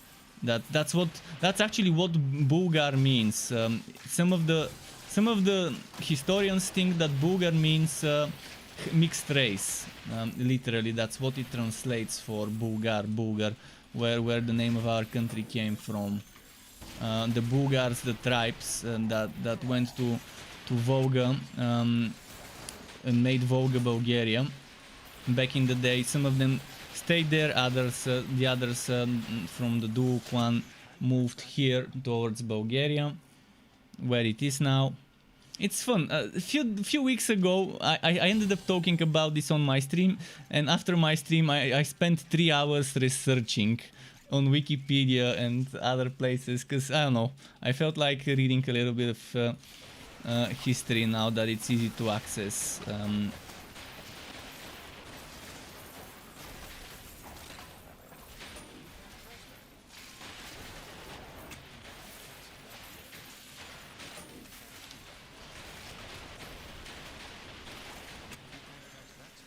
Come on.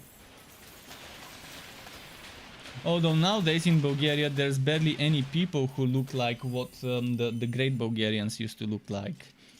It's barely any of us that have the features that we used to have. We used to look more like Mongols rather than what we look like now. But Bulgaria is on a crossroad. Everyone has spread their seed here. Everyone. Like, it's in such a place where you have so many. It's like a cocktail of genes. No pun intended, but yeah, it's like a cocktail of genes in this country.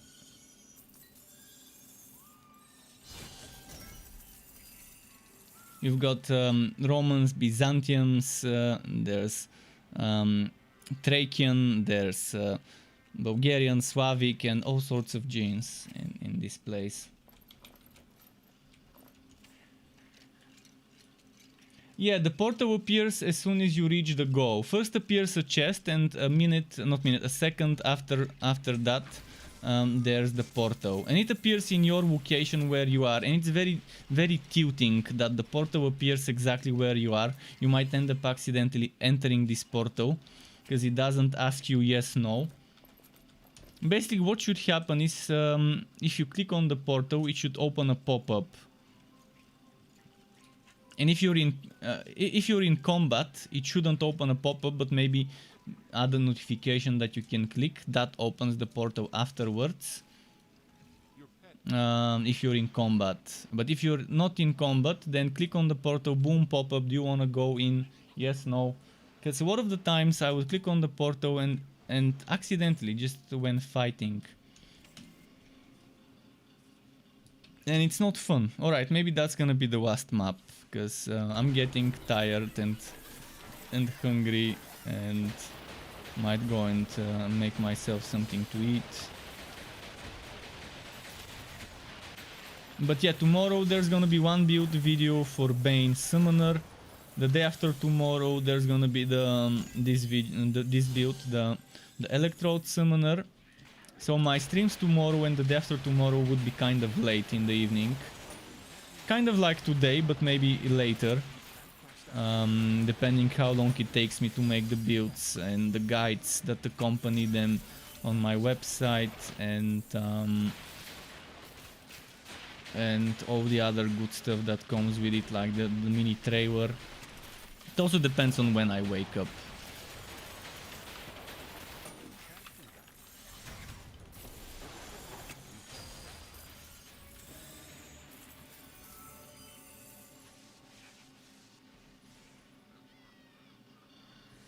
Yeah, and next week I'm gonna be the Dark Alliance guinea pig. I'm gonna get the Xbox Game Pass so I can save some money, and instead of paying 30 something bucks, I can just pay whatever it costs for a month of Game Pass.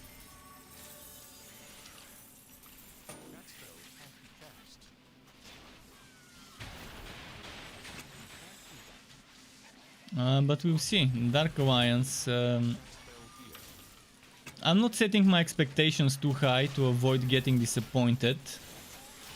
Because it might end up a game where I reach the end game, I play a bit of end game, and then I end up rage quitting because it's disappointing. We'll see. Thankfully, they're gonna save me money with that Game Pass. If the game ends up being disappointing.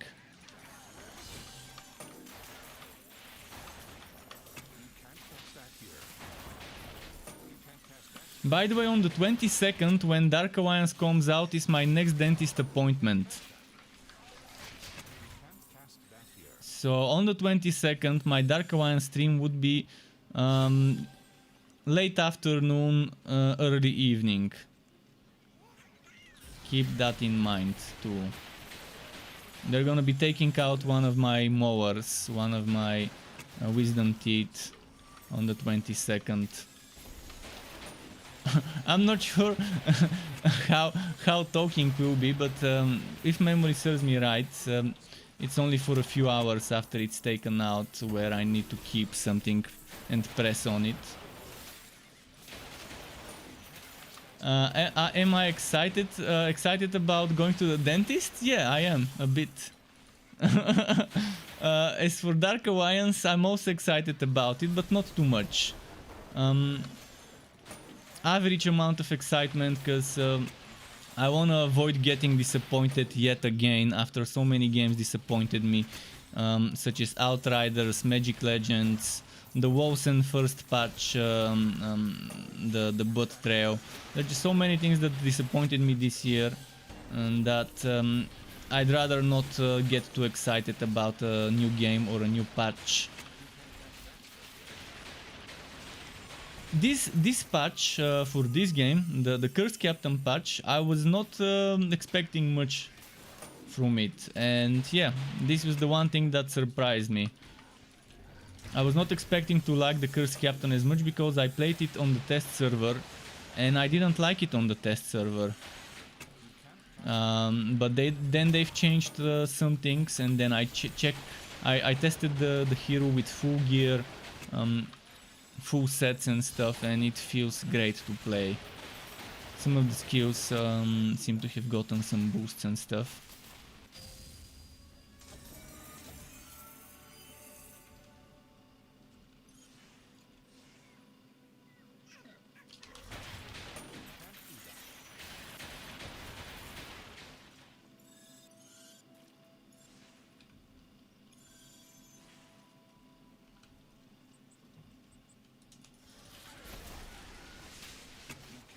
That here. You can't Let's keep going there. cast that. You can't cast that spell here. You can't do that here.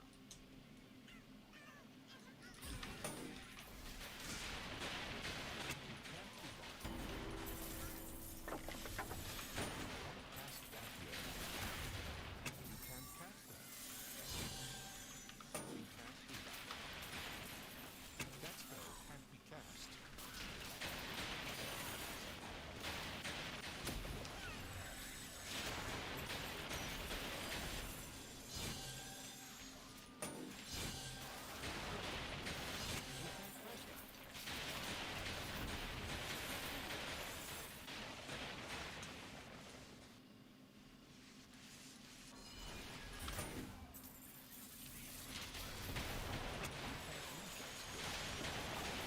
There we go. You can't cast that here.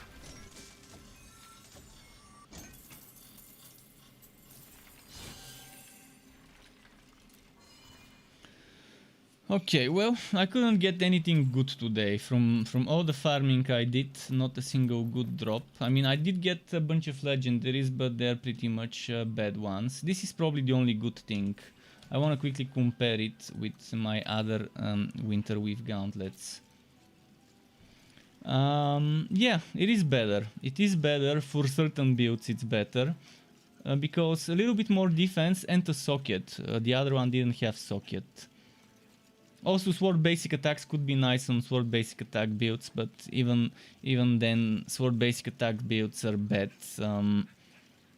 You won't be using the sword basic attacks for damage, but rather for procs and stuff.